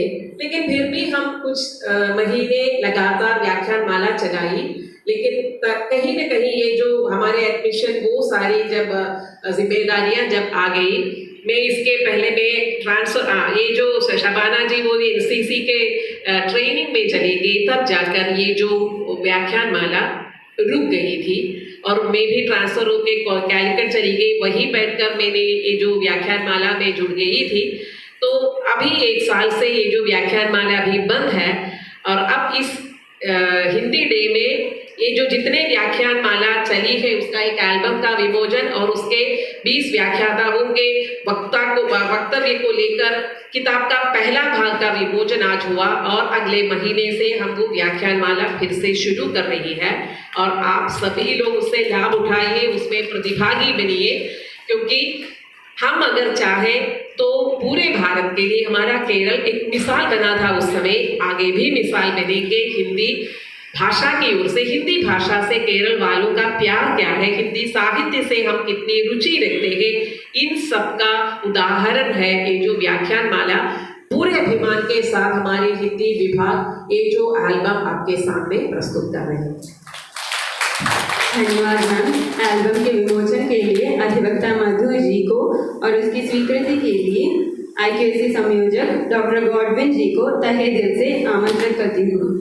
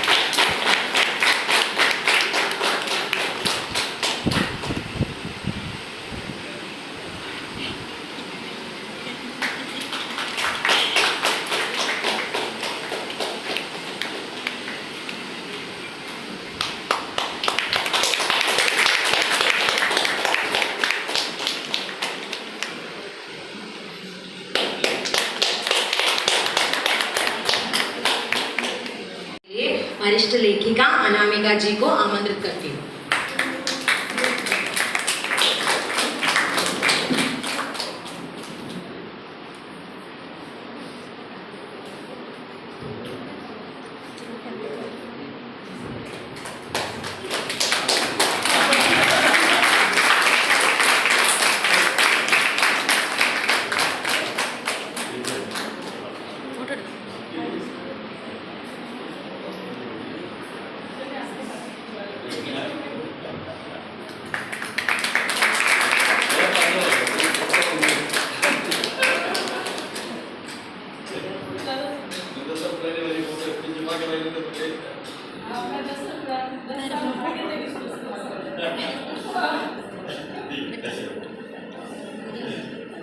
और अगला पुरस्कार स्वीकार करने के लिए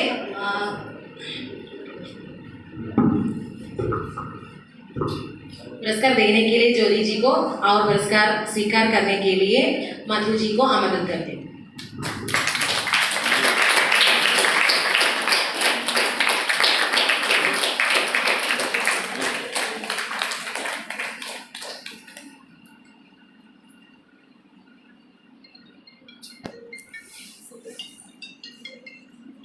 धन्यवाद।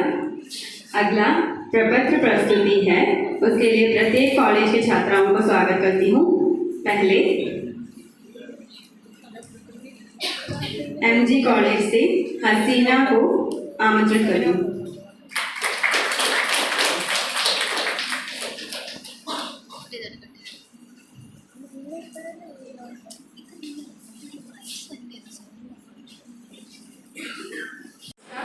मैं हसीना MG कॉलेज की शोध छात्रा हूँ। आज हम सब यहाँ एकत्रित हुए हैं राष्ट्रीय संगोष्ठी के लिए, और संगोष्ठी का विषय है भारतीय परिप्रेक्ष्य में हिंदी की वर्तमान स्थिति। भाषा। महान यूनानी दार्शनिक अरिस्टो के शब्द में भाषा एक साधन है जिसमें हम अपनी भावनाओं और विचारों का आदान प्रदान करते हैं। यह एक प्रकार की संगीत है जो मन में उठने वाली भावनाओं को व्यक्त करने का काम करती है। प्रारंभ में मनुष्य स्वयं अपने को हाव भाव से व्यक्त करता था, फिर उसने धीरे धीरे पत्तों चट्टानों पर आकृतियाँ बनाना शुरू किया। ऐसे धीरे धीरे हजारों वर्ष की सतत प्रक्रिया से विभिन्न क्षेत्रों में, विभिन्न कालखंडों में, विभिन्न भाषाओं में उत्पत्ति हुई और भाषा अभिव्यक्ति का माध्यम बनी। हिंदी भाषा का विकास बहुत लंबी और सतत प्रक्रिया है। संस्कृत भाषा से पाली, पाली से प्राकृत, प्राकृत से अपभ्रंश, अपभ्रंश से अवहट, अवहट से पुरानी हिंदी और पुरानी हिंदी से आधुनिक हिंदी का विकास हुआ है। विश्व में संख्या की दृष्टि से हिंदी भाषा भाषियों का स्थान तीसरा माना गया है तथा उनकी संख्या 70 करोड़ बताई गई है। संपूर्ण भारतीय की जनसंख्या 42% लोग हिंदी को मातृभाषा के रूप में प्रयोग करते हैं। हिंदी संपूर्ण भारत को एकता के सूत्र में बांधने वाली भाषा रही है। जब स्वतंत्रता आंदोलन जोर पकड़ने लगा था तब वंदे मातरम की तरह हिंदी, खादी आदि शब्द अंतरिक्ष में गूंजते थे। भारत की भाषाओं में हिंदी ही एक ऐसी भाषा है जो कश्मीर से कन्याकुमारी तक समझी और बोली जाती है। यही कारण है कि भारत में स्वाधीनता आंदोलन में हिंदी के समस्त भारत की राष्ट्रीय भाषा मानी गई। हमारे नेता चाहे हिंदी भाषी हो या हिंदी भाषी, बापू के आह्वान पर अपने संदेशों को जन सामान्य तक पहुंचाने के लिए हिंदी का इस्तेमाल किया था। सबसे बड़ा आश्चर्य की बात यह है कि हिंदी भाषी क्षेत्रों के नेताओं ने ही इस पर ज्यादा जोर दिया था और इन सब ने मिलकर हिंदी को राष्ट्रभाषा के रूप में संबोधित किया, जिसके फलस्वरूप हिंदी की स्वाधीनता आंदोलन में शंखनाद की भाषा। आगे चलकर जब भारत स्वतंत्र हुआ और उसका अपना स्वाधीन भी बना, तब 14 सितंबर 1949 को देश की भाषा हिंदी को राजभाषा का दर्जा दिया गया। संविधान के अनुच्छेद 343 के अनुसार संघ की राजभाषा हिंदी और लिपि देवनागरी मानी गई। दुनिया में ऐसा कोई दूसरा राष्ट्र ना होगा जिन्हें स्वतंत्र होने के पश्चात विदेशी भाषा को राजभाषा बनाना चाहा हो। Doctor B.R. अम्बेडकर कहना पड़ा कि स्वाधीनता का कोई भी अनुच्छेद हिंदी से संबंधित इतना विवादास्पद साबित नहीं हुआ जितना कि राजभाषा हिंदी के संबंधित अनुच्छेद। आगे के 15 वर्ष की अवधि तक शासकीय सुविधा को मन में रखकर हिंदी के साथ अंग्रेजी का प्रयोग भी होता रहेगा और सन 1963 की धारा 3 द्वारा पुनर्व्यवस्था की गई 15 वर्ष के समाप्त होने के बाद भी हिंदी के साथ अंग्रेजी का प्रयोग जारी रहेगा। इसके फलस्वरूप भारत में द्विभाषी युग का उदय हुआ। अब प्रश्न यह उठा कि इनमें से कौन सी भाषा मुख्य भूमिका अदा करेगी। 1960 में दिए गए राष्ट्रपति के आदेशानुसार 1965 तक अंग्रेजी मुख्य राजभाषा मानी गई और हिंदी सहायक राजभाषा। यह भी तय हुआ कि 1965 के बाद हिंदी मुख्य राजभाषा का पद ग्रहण करेगी और अंग्रेजी उसकी सहेली बनकर रहेगी। लेकिन इस कालावधि के बाद भी तमिल भाषियों के विरोध के कारण स्थिति न बदली। हिंदी को आर्य भाषा मानकर विदेशी भाषा अंग्रेजों को अधिक आग्रह के साथ अपनाने को बहुत तैयार हुए। हिंदी की वर्तमान स्थिति के बारे में बात किया जाए तो संघीय स्तर पर राजभाषा के रूप में अंग्रेजी का सर्वोच्च अब भी कायम है।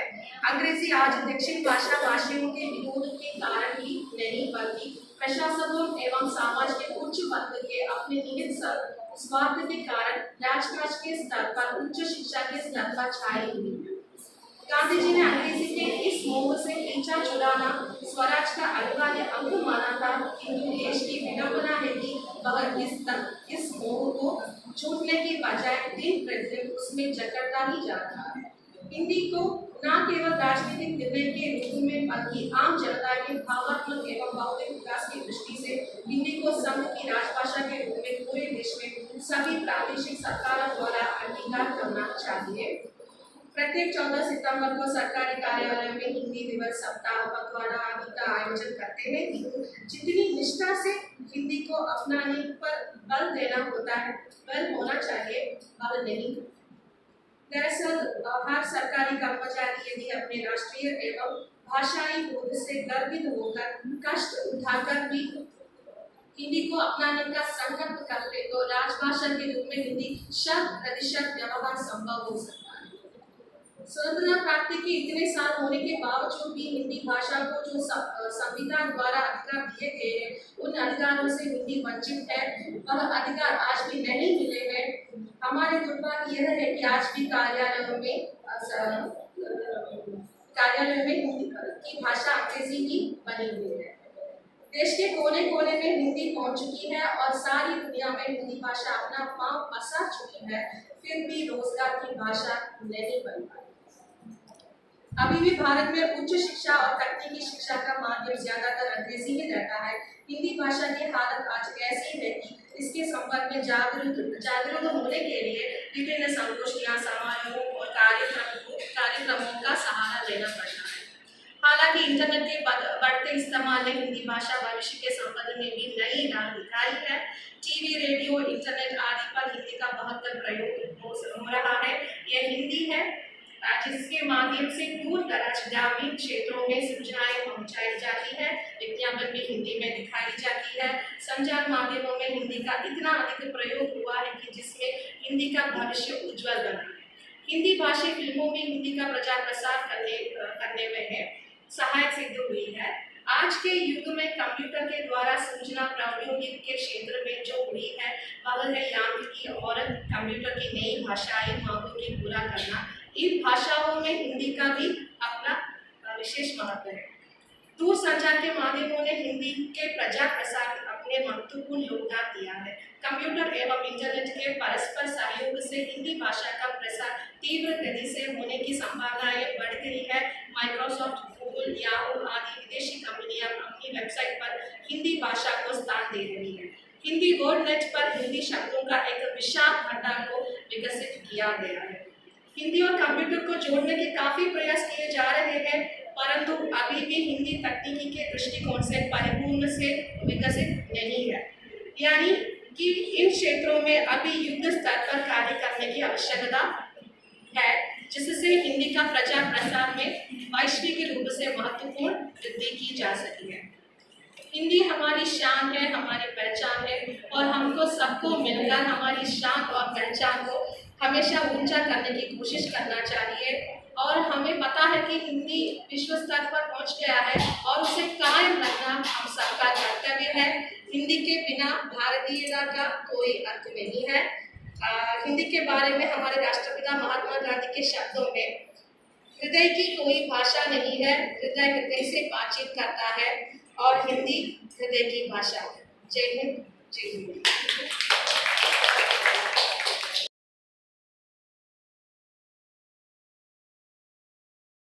ये गांधी जी का ही मत था कि हिंदी एक ऐसी भाषा है जो राजभाषा के पद पर आसीन हो सकती है। 20 अप्रैल 1935 में हिंदी साहित्य सम्मेलन जो प्रयाग में घटित हुआ था, गांधी जी ने अपना यही मत वहाँ पे रखा था। वह चाहते थे कि उत्तर भारत के साथ साथ दक्षिण भारत में भी हिंदी का प्रचार प्रसार उसी तरह हो जैसे उत्तर भारत में हो। इसीलिए आगे चलकर हम देख सकते हैं कि दक्षिण भारत हिंदी प्रचार सभा की स्थापना हुई और आज यहाँ तक हम पहुँचे हैं, हिंदी को अपने दिलों में लिए हुए हैं। भारत के संविधान के भाग 17 के अनुच्छेद 343 में बताया गया है कि संघ की राजभाषा हिंदी होगी और जो लिपि है वह देवनागरी लिपि होगी। और इसके साथ साथ हमारे अनुच्छेद 351 में भी बताया गया है कि जो हमारा सरकार है उसका कर्तव्य रहेगा कि वह हिंदी के विकास एवं प्रचार के लिए अपने कर्तव्य करेगा। इसमें आगे बताया है कि हिंदी भाषा का प्रचार बढ़ाना, विकास करना आदि संघ सरकार का कर्तव्य है। भारत की सामाजिक संस्कृति के माध्यम के रूप में हिंदी की प्रकृति में हस्तक्षेप दिए बिना उसका विकास करना चाहिए। हिंदी ये सब इसीलिए लिखा गया हमारे संविधान में ताकि हमारे जो हिंदी भाषा है उसका प्रचार प्रसार हो, उसकी एक पोजीशन हमारी सबकी लाइफ में बनी रहे। लेकिन हिंदी भाषा की प्रगति उसकी जो गति थी वह इतनी तेज़ी से नहीं बढ़ी जितनी बढ़नी चाहिए थी।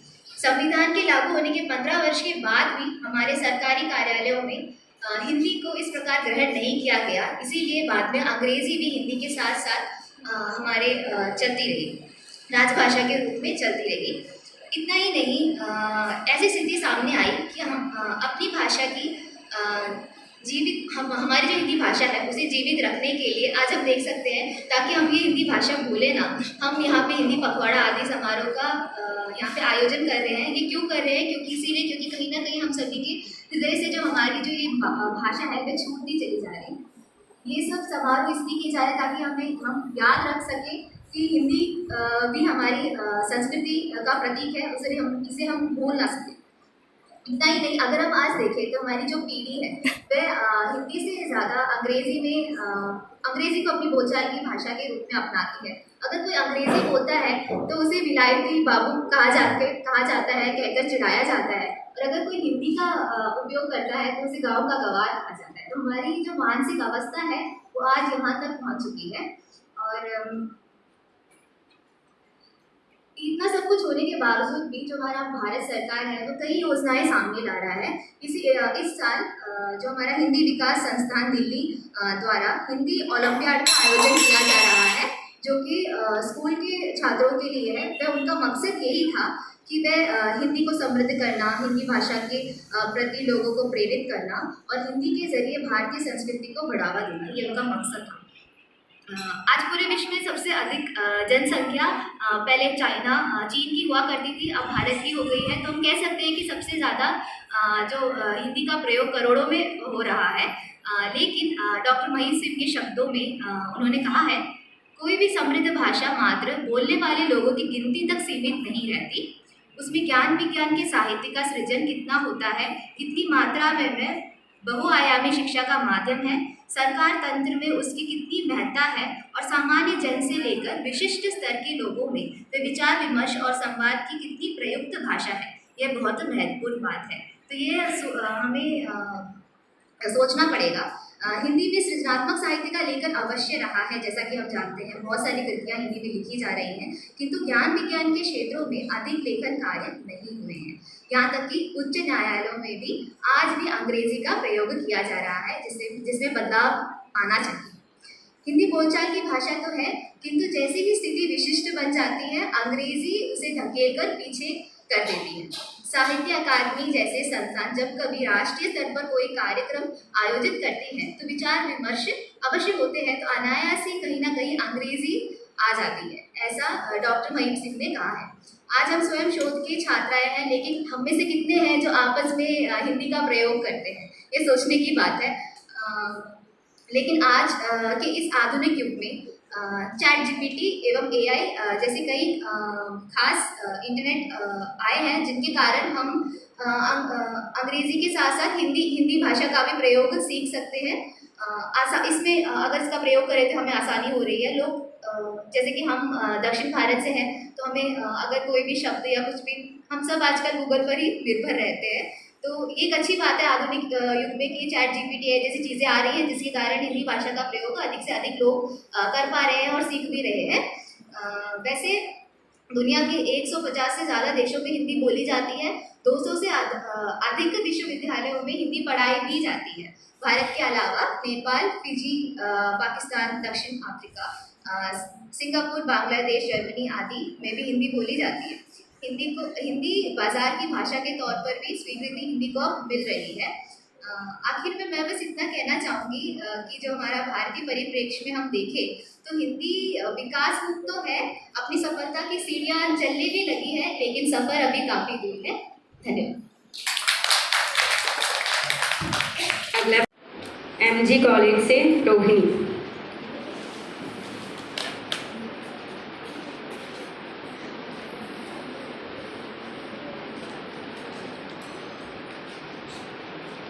सभा में उपस्थित सभी को मेरा नमस्कार। मेरा नाम रोहिणी है और मैं एमजी कॉलेज से आई हुई शोध छात्रा हूँ और भारतीय परिप्रेक्ष्य में हिंदी की वर्तमान स्थिति नामक विषय पर मैं कुछ बात बताने वाली हूँ। एक भाषा के रूप में हिंदी न सिर्फ भारत की पहचान है, बल्कि यह हमारे जीवन मूल्यों, संस्कृति एवं संस्कारों की सच्ची संवाहक, संप्रेषक और परिचारक भी है।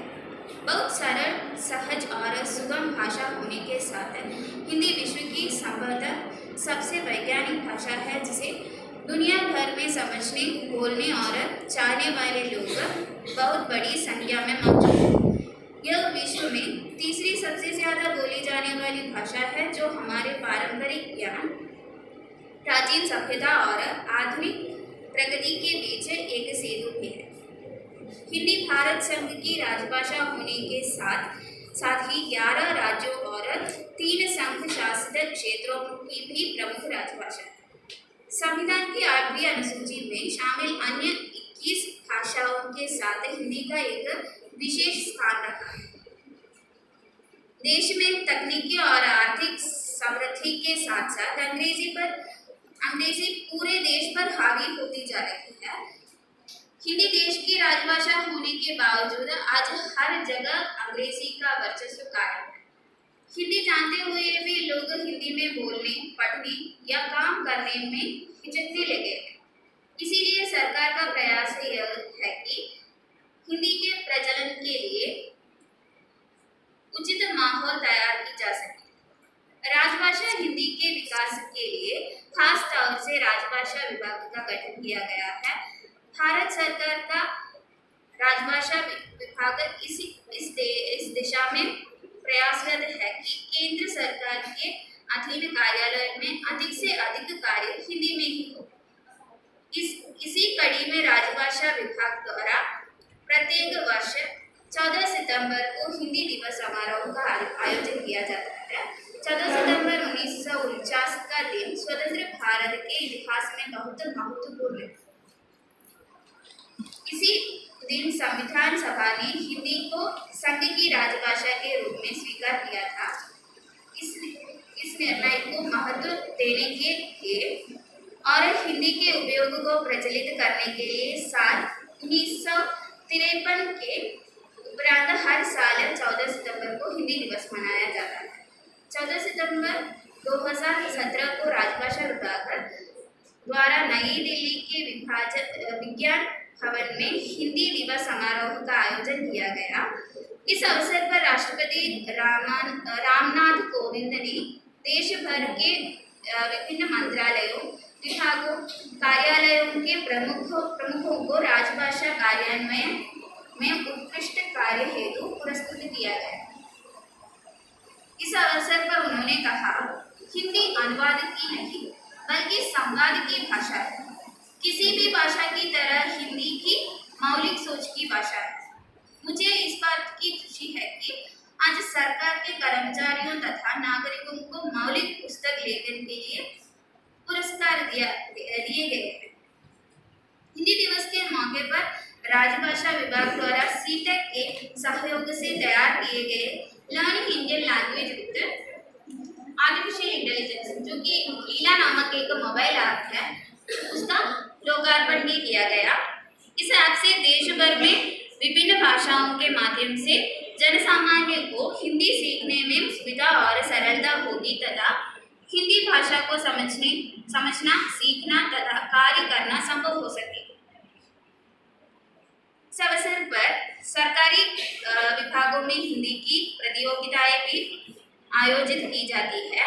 साथ ही हिंदी प्रोत्साहन सप्ताह का आयोजन किया जाता है। हिंदी के प्रयोग को बढ़ावा देने के लिए सरकार ने अनेक पुरस्कार योजनाएं शुरू की है। सरकार द्वारा हिंदी में अच्छे कार्य के लिए राजभाषा कीर्ति पुरस्कार योजना के अंतर्गत शील्ड प्रदान की जाती है।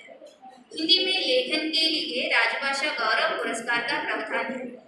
आधुनिक ज्ञान विज्ञान में हिंदी में पुस्तक लेखन को प्रोत्साहन देने के लिए भी सरकार पुरस्कार प्रदान करती है। इन प्रोत्साहन योजनाओं से हिंदी के विस्तार को बढ़ावा मिल रहा है। केंद्र सरकार के कार्यालयों में हिंदी का अधिकाधिक उपयोग सुनिश्चित करने हेतु भारत सरकार के राजभाषा विभाग द्वारा उठाए गए कदमों को परिणाम स्वरूप कंप्यूटर पर हिंदी में कार्य करना अधिक आसान एवं सुविधाजनक हो गया है। इसी क्रम में राजभाषा विभाग द्वारा वेब आधारित सूचना प्रबंधन प्रणाली विकसित की गई है, जिससे भारत सरकार के सभी कार्यालयों में हिंदी के उत्तरोत्तर प्रयोग से संबंधित दिमागी प्रगति रिपोर्ट तथा अन्य रिपोर्टों राजभाषा विभाग को त्वरित गति से खिंचवाना आसान हो गया है। सभी मंत्रालयों और विभागों ने अपने वेबसाइट हिंदी में भी तैयार कर ली है।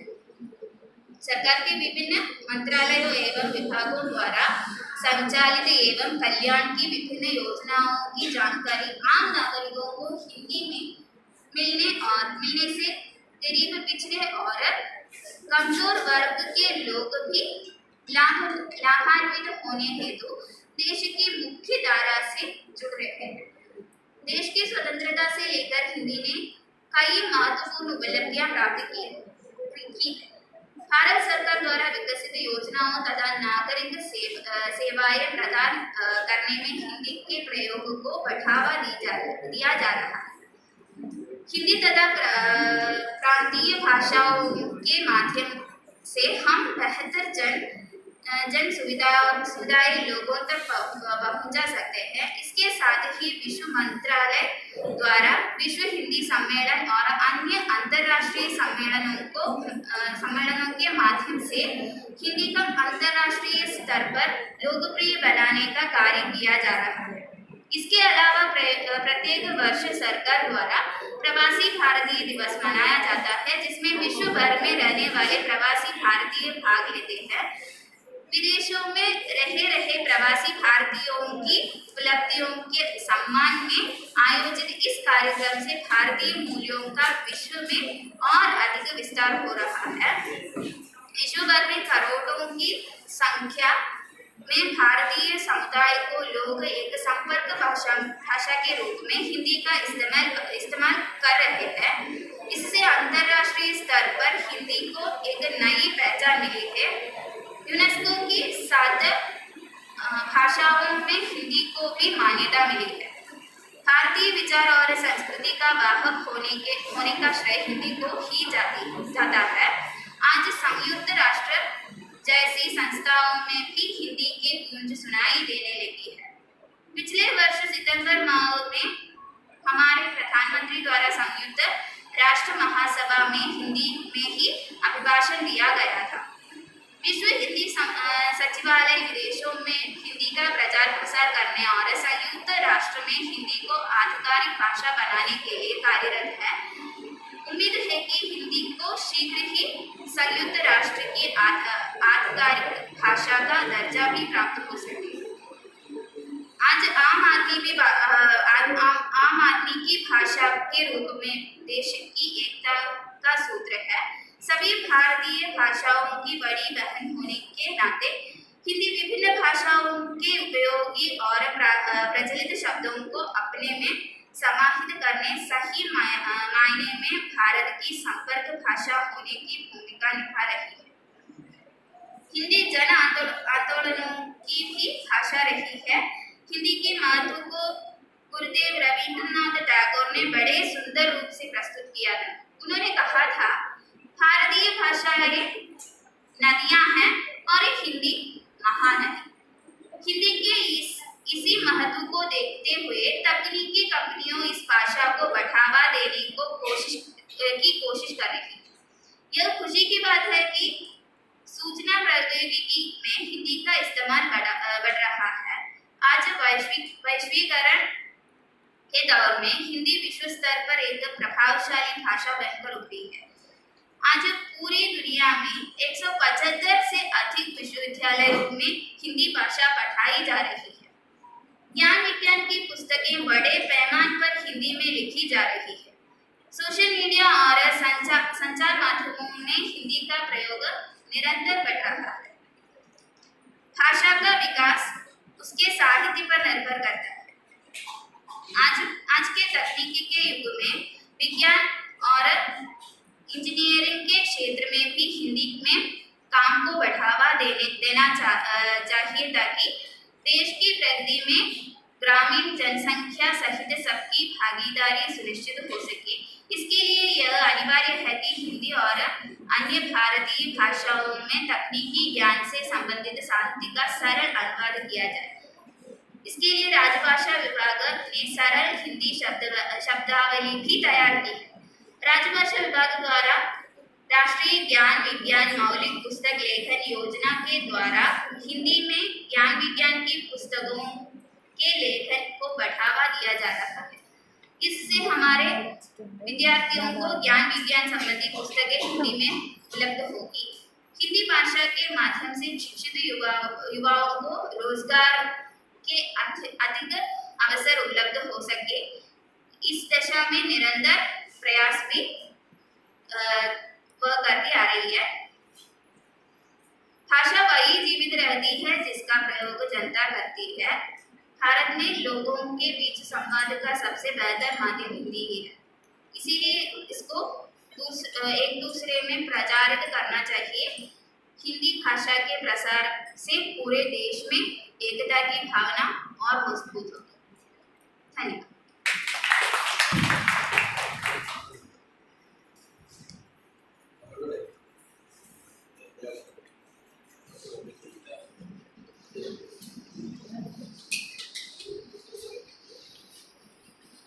धन्यवाद सर।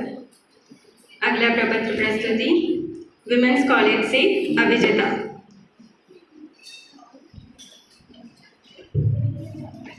नमस्ते, मैं अभिजिता यहाँ की शोधार्थी हूँ। आज का संगोष्ठी का विषय है भारतीय परिप्रेक्ष्य में हिंदी की वर्तमान स्थिति।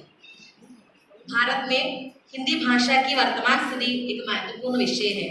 हिंदी भारत की राष्ट्रीय भाषा होने के नाते इसका महत्व सिर्फ संचार के माध्यम के रूप में ही नहीं, बल्कि सांस्कृतिक पहचान और राष्ट्रीय एकता के प्रतीक के रूप में भी है। हिंदी भाषा की वर्तमान स्थिति में चुनौतियां और अवसरों का समावेश है। एक और जहां अंग्रेजी की बढ़ती प्रभुता, तकनीकी कमियां और अशुद्धता हिंदी के लिए चुनौतियां हैं, वहीं दूसरी ओर डिजिटल माध्यम, सोशल मीडिया और भारतीय अर्थव्यवस्था की वृद्धि हिंदी के लिए अवसर है। हिंदी की चुनौतियों का विश्लेषण करने से हमें कुछ बातों का संकेत मिलता है, जैसे अंग्रेजी की बढ़ती प्रभुता, तकनीकी कमियां, अशुद्धता और अपभ्रंश, सरकारी नीतियों की कमी, शिक्षा में हिंदी की कमी आदि। समाधान और सुझाव के रूप में कहा जाए तो हिंदी की चुनौतियों का समाधान करने के लिए हमें सरकारी, सामाजिक और व्यक्तिगत स्तर पर प्रयास करने होंगे। शिक्षा में हिंदी को बढ़ावा देना, तकनीकी विकास और डिजिटल सामग्री का निर्माण, सरकारी नीतियों का समर्थन और सामाजिक और सांस्कृतिक कार्यक्रमों का आयोजन करना आवश्यक है। निष्कर्ष रूप में कहा जा सकता है कि हिंदी भाषा की वर्तमान स्थिति में चुनौतियां और अवसरों का समावेश है। हिंदी के विकास के लिए हमें सरकारी, सामाजिक और व्यक्तिगत स्तर पर प्रयास करने होंगे। हिंदी भाषा की महत्ता को बढ़ावा देने से हम भारत की सांस्कृतिक पहचान और राष्ट्रीय एकता को मजबूत कर सकते हैं। धन्यवाद। अगला प्रपत्र प्रस्तुति विमेंस कॉलेज से मिनी।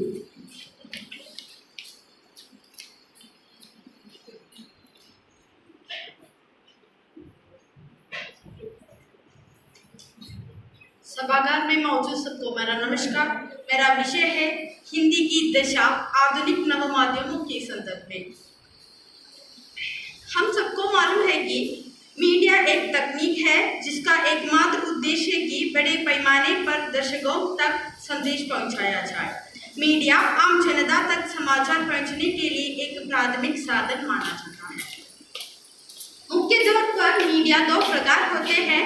पहला प्रिंट मीडिया, जिसमें आते हैं पुस्तकें, समाचार पत्र, पत्रिकाएं, पैम्फलेट इत्यादि। दूसरा है इलेक्ट्रॉनिक मीडिया, जिसमें आते हैं रेडियो, सिनेमा, टेलीविजन, सभी नवमाध्यमों जैसे WhatsApp, Facebook, Instagram, Twitter, Snapchat, OTT media आदि।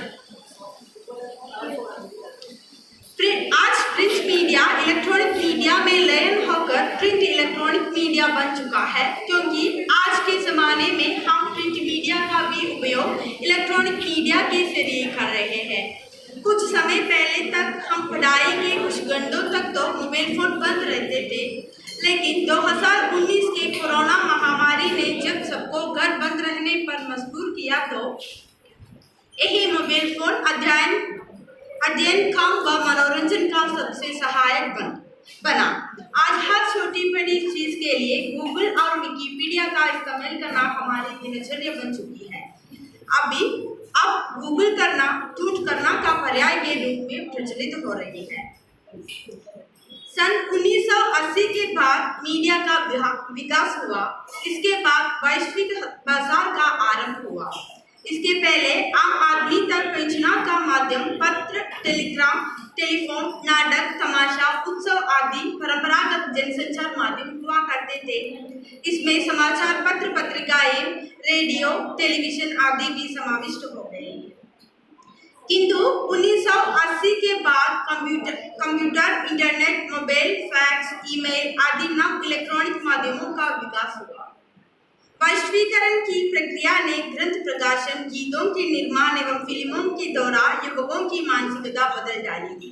विश्व सर्वेक्षण के अनुसार भारत में नवयुवकों का टीवी देखने का समय लगभग 6 घंटे है, जिसमें 45% विज्ञापन होते हैं। अगला है कंप्यूटर और इंटरनेट। इन दोनों ने पूरे विश्व को बांधने की कोशिश की है। इसी के प्रभाववश यानी www से पूरा विश्व एक गांव का रूप धारण कर रहा है। अब इंटरनेट, मोबाइल और अन्य मीडिया ने समाज, संस्कृति, भाषा, साहित्य, जीवन पद्धति आदि सभी को न केवल प्रभावित किया बल्कि पूरी तरह से अपनी चपेट में ले लिया है। तकनीकी के इस विकसित दुनिया में आम आदमी की गतिविधियों में बदलाव आया। ऐसी स्थिति में भाषा में बदलाव आना एक सहज प्रक्रिया है। हिंदी न सिर्फ हमारी भाषा है बल्कि भारत और भारत से जुड़े कई लोगों की उपयोगिता का माध्यम भी है। यही कारण है आज समूचे बाजार में हिंदी सबसे प्रिय भाषाओं में एक बन गई है। ग्लोबलाइजेशन के इस दौर भारत में अंग्रेजी चाहे जितनी भी ताकतवर हो, पर उसका कार्य हिंदी के बगैर नहीं चल सकता। यही कारण है मोबाइल के SMS से लेकर सोशल साइट की वाल तक, रोमन से लेकर देवनागरी तक, गूगल एंड्रॉयड सिस्टम से लेकर नोकिया के विंडोज और आईफोन के iOS तक कार्य करने की सुविधा उपलब्ध है। कुल मिलाकर हिंदी आज मीडिया, राजनीति, मनोरंजन और विज्ञापनों की प्रमुख भाषा बन हुई है। सोशल मीडिया आने के बाद स्थितियां और भी सहज और सरल हो गई है। जितनी भी सोशल साइट है वह आज के समय में लोगों की जरूरत बन गई है। लोग ज्यादा से ज्यादा अपना समय Facebook, WhatsApp, Twitter, Snapchat, Telegram, Instagram, YouTube जैसे सोशल नेटवर्किंग साइट में गुजरना पसंद करते हैं। इस दौर में सब कुछ ग्लोबल हो गया है। न्यू टेक्नोलॉजी का समय है, चीजें यहाँ बड़ी तेजी से बदल रही है। सोशल मीडिया का प्रभाव हिंदी पर भी पड़ा है, ये सहज प्रक्रिया है। सभी नवमाध्यमों साहित्य को भी समर्थित किया है। सोशल मीडिया प्लेटफॉर्म में नवोदित से लेकर स्थापित रचनाकारों का साहित्य देखा पढ़ा जा रही है। पत्र पत्रिकाओं की पहुंच भले ही हजारों मात्र हो, पर यहाँ तो लाखों पाठक है। इनमें तो कई पाठक ने तो तमाम पत्र पत्रिकाओं का नाम भी सुना नहीं होगा, पर सोशल साइट के माध्यम से वो भी इनसे रूबरू हो रहे हैं। अकादमिक बहसों का विस्तार अब सारी नवमाध्यमों पर भी होने लगा है। साहित्य का सब कुछ तो सोशल मीडिया प्लेटफॉर्म में उपलब्ध है। आप इन्हें शेयर कर सकते हैं, लाइक कर सकते हैं, कमेंट कर सकते हैं और आवश्यकता अनुसार नई बातों को भी जन्म दे सकते हैं। सोशल मीडिया में हिंदी प्रचार एवं प्रसार में आधुनिक हिंदी टाइपिंग टूल का भी महत्वपूर्ण योगदान है। इन टूल्स के माध्यम से सोशल मीडिया पर देवनागरी लिपि में कीपैड टाइप और वॉइस टाइपिंग कर सकते हैं। Google voice input tool, Google voice legend नामक निःशुल्क टूल के जरिए कार्य बखूबी हो रही है। वॉइस टाइपिंग के लिए हमें ऑनलाइन रखने की जरूरत नहीं है। इसके लिए Google voice input tool install कर Hindi language pack play store से इंस्टॉल कर सकते हैं। आज पूरी पीढ़ी कम समय में अधिक मनोरंजन, अधिक ज्ञान चाहती है। ये सब नई मीडिया में सुलभ रूप से मिलती है। इस सुविधा को सदुपयोग करना सीखिए। निष्कर्ष में ये भी कहना चाहती हूँ कि मनुष्य द्वारा निर्मित तकनीकी आज मनुष्य का ही स्थान ले रही है। हमारा नियंत्रण हम पर है, हमसे समय का सदुपयोग करना चाहिए। सबको अगला प्रबंध प्रस्तुति यूनिवर्सिटी कॉलेज से शाइनी एसएस।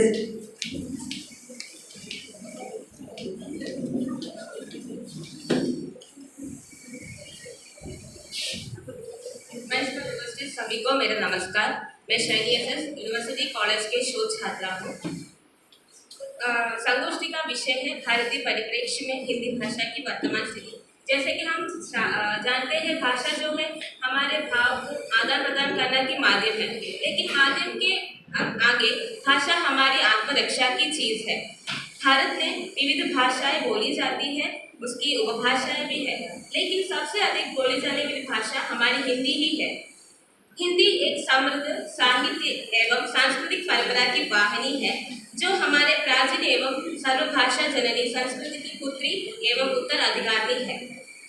भारत एवं विदेशी राज्यों में हिंदी भाषा अपने शब्दों से विशाल होकर इतना विस्तृत हो गया है कि वो अपने विदेशी शब्दों से भी मेल खा सकते हैं। हिंदी की यही विशेषता के कारण यह जाति, क्षेत्र और धर्म के आदि सीमाओं को लांघकर विदेशियों के मन में भी और अपने भारतीयों के मन में भी अपनी अमिट छाप छोड़ती है। लेकिन भारत जो है हमारे विश्व पटल पर उभरती एक शक्ति है।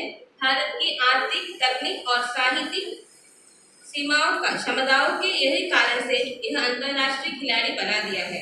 भारत को अपनी उभरती शक्ति को आगे बढ़ाने के लिए कई चुनौतियों का समाधान करना आवश्यकता है। भारतीय परिप्रेक्ष्य में हिंदी भाषा की स्थिति इस प्रकार है। हिंदी को भारत की राजभाषा का दर्जा प्राप्त है। संविधान के अनुच्छेद 343 के मुताबिक देवनागरी लिपि में लिखी हिंदी भारत की राजभाषा है। हिंदी 11 राज्यों और 3 केंद्र शासित प्रदेशों की प्रमुख राजभाषा भी है। हिंदी भाषा का डिजिटलीकरण हिंदी के प्रचार प्रसार में अहम भूमिका निभा रहे हैं। डिजिटल माध्यमों के जरिए हिंदी का विस्तार हुआ है, जिससे दुनिया भर में हिंदी की वैश्विक स्वीकार्यता बढ़ी है। जैसे कि ई जर्नल्स और ई पत्रिकाओं में हिंदी के प्रचार प्रसार अहम भूमिका निभा रहे हैं।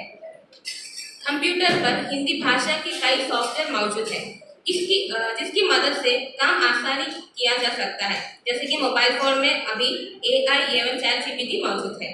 आगे हम हिंदी भाषा के कुछ रूपों को जोड़ते हैं। जैसे कि हम जानते हैं कि हिंदी भाषा सिर्फ साहित्यिक भाषा या संपर्क भाषा नहीं है, उसका कई अनेक रूप भी यहाँ मैं मौजूद करना चाहती हूँ, बिंदु जोड़ना चाहती हूँ। पहला है मानक हिंदी। भाषा के स्थिर तथा सुनिश्चित रूप को मानक हिंदी कहा जाता है।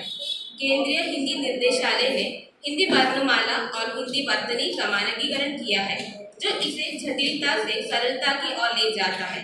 दूसरा है वाणिज्य व्यापार की हिंदी। वाणिज्य और व्यापार में दिन प्रतिदिन वृद्धि हो रही है। उदाहरण के लिए सोना उछला, चांदी लुढ़की, बरसती सामानों का कारोबार मंदा, गेहूं के भाव टूटे, चावल तेजे। ऐसे उदाहरण में शब्दों तथा क्रियाओं का अपनी एक विशिष्ट महत्व है और इस क्षेत्र में इनका अर्थ सुगम एवं सुनिश्चित है। तीसरा है कार्यालय हिंदी। दैनिक कामकाज में कार्यालयों में प्रयुक्त होने वाली हिंदी कार्यालय हिंदी कहा जाती है। चौथा शास्त्रीय हिंदी। संगीत शास्त्र, काव्य शास्त्र, भाषा शास्त्र, दर्शन शास्त्र, योग शास्त्र, विधि शास्त्र आदि में प्रयुक्त होता है शास्त्रीय हिंदी। पांचवा साहित्यिक हिंदी। यह संवेदना, सौंदर्य और चमत्कार की भाषा है, भावनाओं तथा संवेदना को जगाती है। फिर संसदीय हिंदी। संसद और विधान मंडल की कार्यवाहियों में हिंदी का जो रूप प्रयुक्त होता है, विधेयक, प्रस्ताव, बजट, सत्र आदि संसदीय हिंदी की शब्दावली है। फिर आते हैं खेल-कूद की हिंदी। इसमें संवेदनात्मक होती है। इसमें भाषा में कुम्हार को ऐसी भाषा घटनी होती है जो श्रोता को प्रभावित करा सकते हैं। फिर आते हैं विज्ञापन की हिंदी। विज्ञापन जनसंचार का सशक्त माध्यम है। विज्ञापन की भाषा संवादात्मक, काव्यात्मक, अनुपम एवं सरल होनी चाहिए। निष्कर्ष में एक भाषा के रूप में हिंदी न सिर्फ भारत की पहचान है, बल्कि यह हमारे जीवन मूल्यों, संस्कृति एवं संस्कारों की सच्ची संवाहक है। जैसे हमारे प्रधानमंत्री आदरणीय नरेंद्र मोदी जी विदेश यात्रा करते हैं तो अपने वक्तव्य में हिंदी भाषा का ही सहारा लेते हैं, क्योंकि हिंदी भाषा की प्रगति हो सके। बस ऐसे ही हम भी हिंदी भाषा उपयोगिता करें और आगे बढ़ाए। इतना कहकर मैं समाप्त करती हूँ। धन्यवाद। कृतज्ञता ज्ञापन के लिए डॉक्टर शबाना जी को आमंत्रित करते हैं।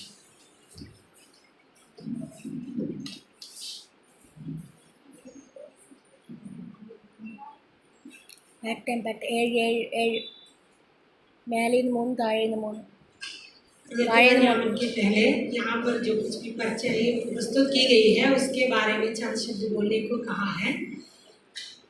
तो हम आज हिंदी भाषा का विकास किस प्रकार करेंगे इस बात पर सोच रही हैं।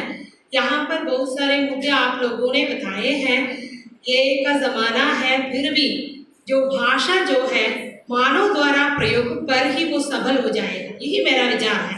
क्योंकि जब हम AI में हमारे मन की जो भावनाओं को टाइप करेंगे, वो जिस मुद्दे को हम उठाना चाह रहे हैं उसे उसी तौर पे कंप्यूटर या कोई भी मशीन हमें दे नहीं पाएंगे।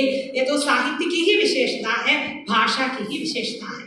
क्योंकि अपनी मन की भावनाओं को कंप्यूटर या AI जो कुछ भी हो वो पढ़ नहीं सकते, सिर्फ मानव ही कर सकते हैं। जो भी भाषा हो, भाषा जो है हिंदी हो, मलयालम हो, अंग्रेजी हो, भाषा को हम अपनानी चाहिए। हिंदी जो हमारी आन शान पहचान है, ये मैं बताना चाह रही हूँ। हिंदी की आगामी प्रयोग के लिए, उसके विकास के लिए हम सबको एकजुट कर ही प्रयत्न करना चाहिए ताकि इसका विकास हो सके। इतने सालों से बहुत सारी चर्चाएं हो रही हैं। मैम ने बताया कि एक व्यक्ति से उसकी जो बदलाव नहीं आ जाएगी, सबको मिलजुल के इसमें काम करनी ही चाहिए। आगे भी इसकी प्रगति होता ही रहेगा। पहले जो है टाइपिंग वगैरह बहुत मुश्किल थी, लेकिन आजकल वो भी बहुत ही आसान है।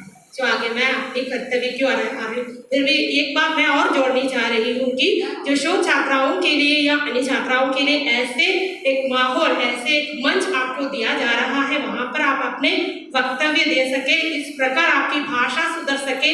हम जब पढ़ रही थी उस समय जो ये सब आसानी से नहीं मिलते, ऐसे मंच मिलना बहुत मुश्किल हो जाती थी। आपको सब कुछ आजकल प्रदत्त है, लेकिन फिर भी आप इसका फायदा नहीं उठा रही हैं।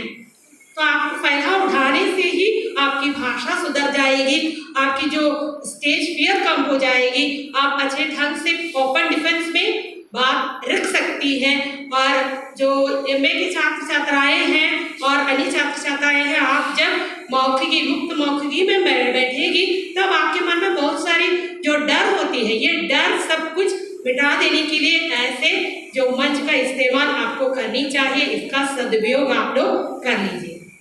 आगे मैं अपने कर्तव्य की ओर आ जाऊंगी। हम ये जो है हिंदी पखवाड़ा समारोह मना रहे हैं, जो 30 तारीख से लेकर आजकल हमने बहुत सारे कार्यक्रम यहाँ पर आयोजित किए हैं। आज हम जो है केरल हिंदी प्रचार सभा के संयुक्त तत्वावधान में यहाँ पर एक संगोष्ठी चलाई है। संगोष्ठी का विषय बहुत ही उम्दा विषय है, भारतीय परिप्रेक्ष्य में हिंदी की वर्तमान स्थिति।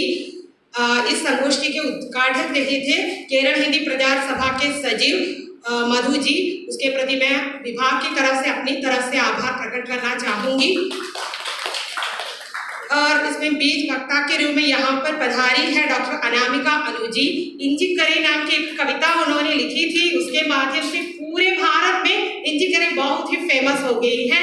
आपको दिल से मैं शुक्रिया अदा करना चाहूँगी कि भारत जो केरल में जो कुछ भी जो नए नए कविज है उसके बारे में इन्होंने अपनी कविताओं में जिक्र किया है। तो यदि हम ये क्या है दिल्ली वगैरह का जा रहे हैं, उस समय वहाँ के लोग पूछेंगे आपके उधर इंजी करी है ना, वो बहुत टेस्टी है, अनामिका अनुजी ने लिखी है उस कविता के माध्यम से। आप दूसरी बार हमारे विभाग में पधारी है। पिछले 2 साल पहले जब समाजी अध्यक्षा रही थी, उस समय भी ऐसे कार्यक्रम में वो आई थी। आपने भी यहाँ हिंदी भाषा की जो आगामी प्रगति के बारे में बताई है, तो आपको मैं तहे दिल से हिंदी विभाग की तरफ से शुक्रिया अदा करती हूँ।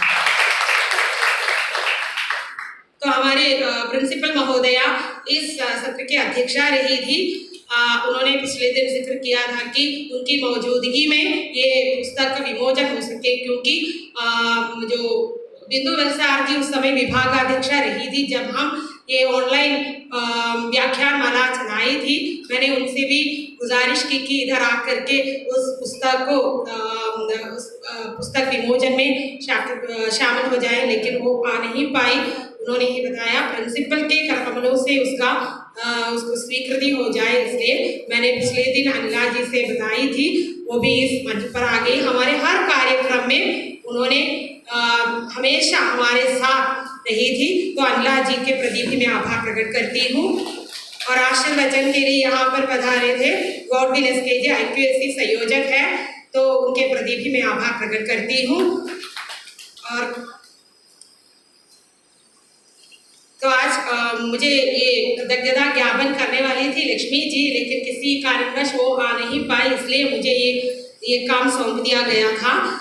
तो फिर ये एक बात और मैं जोड़ना चाहूँगी कि कोविड के समय हमने जितने भी व्याख्यानमालाएं चलाई थी उसके माध्यम से उस समय मैंने बहुत कुछ सीख लिया था, टेक्नोलॉजी कैसे इस्तेमाल करनी है, जिसके लिए मैं बहुत ही आभारी हूँ। क्योंकि मेरे एक छात्रा था वो विक्टोरिया कॉलेज में मैंने उन्हें पढ़ाया था, और विपिन उन्होंने ही मुझे ये सारे टेक्नोलॉजी जो है सिखाई थी, ऑनलाइन के माध्यम से सीख रही थी। मेरी ही छात्र से मैंने टेक्नोलॉजी सीख लिया था।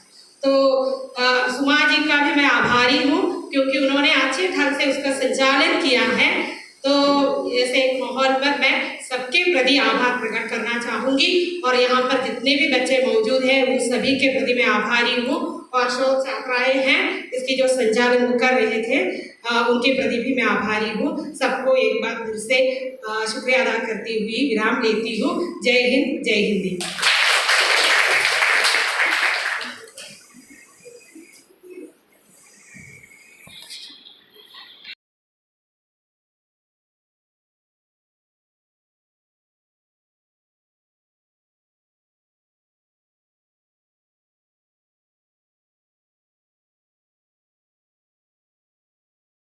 सर्वप्रथम प्रार्थना के लिए FIUGP की छात्राओं को आमंत्रित करते हैं।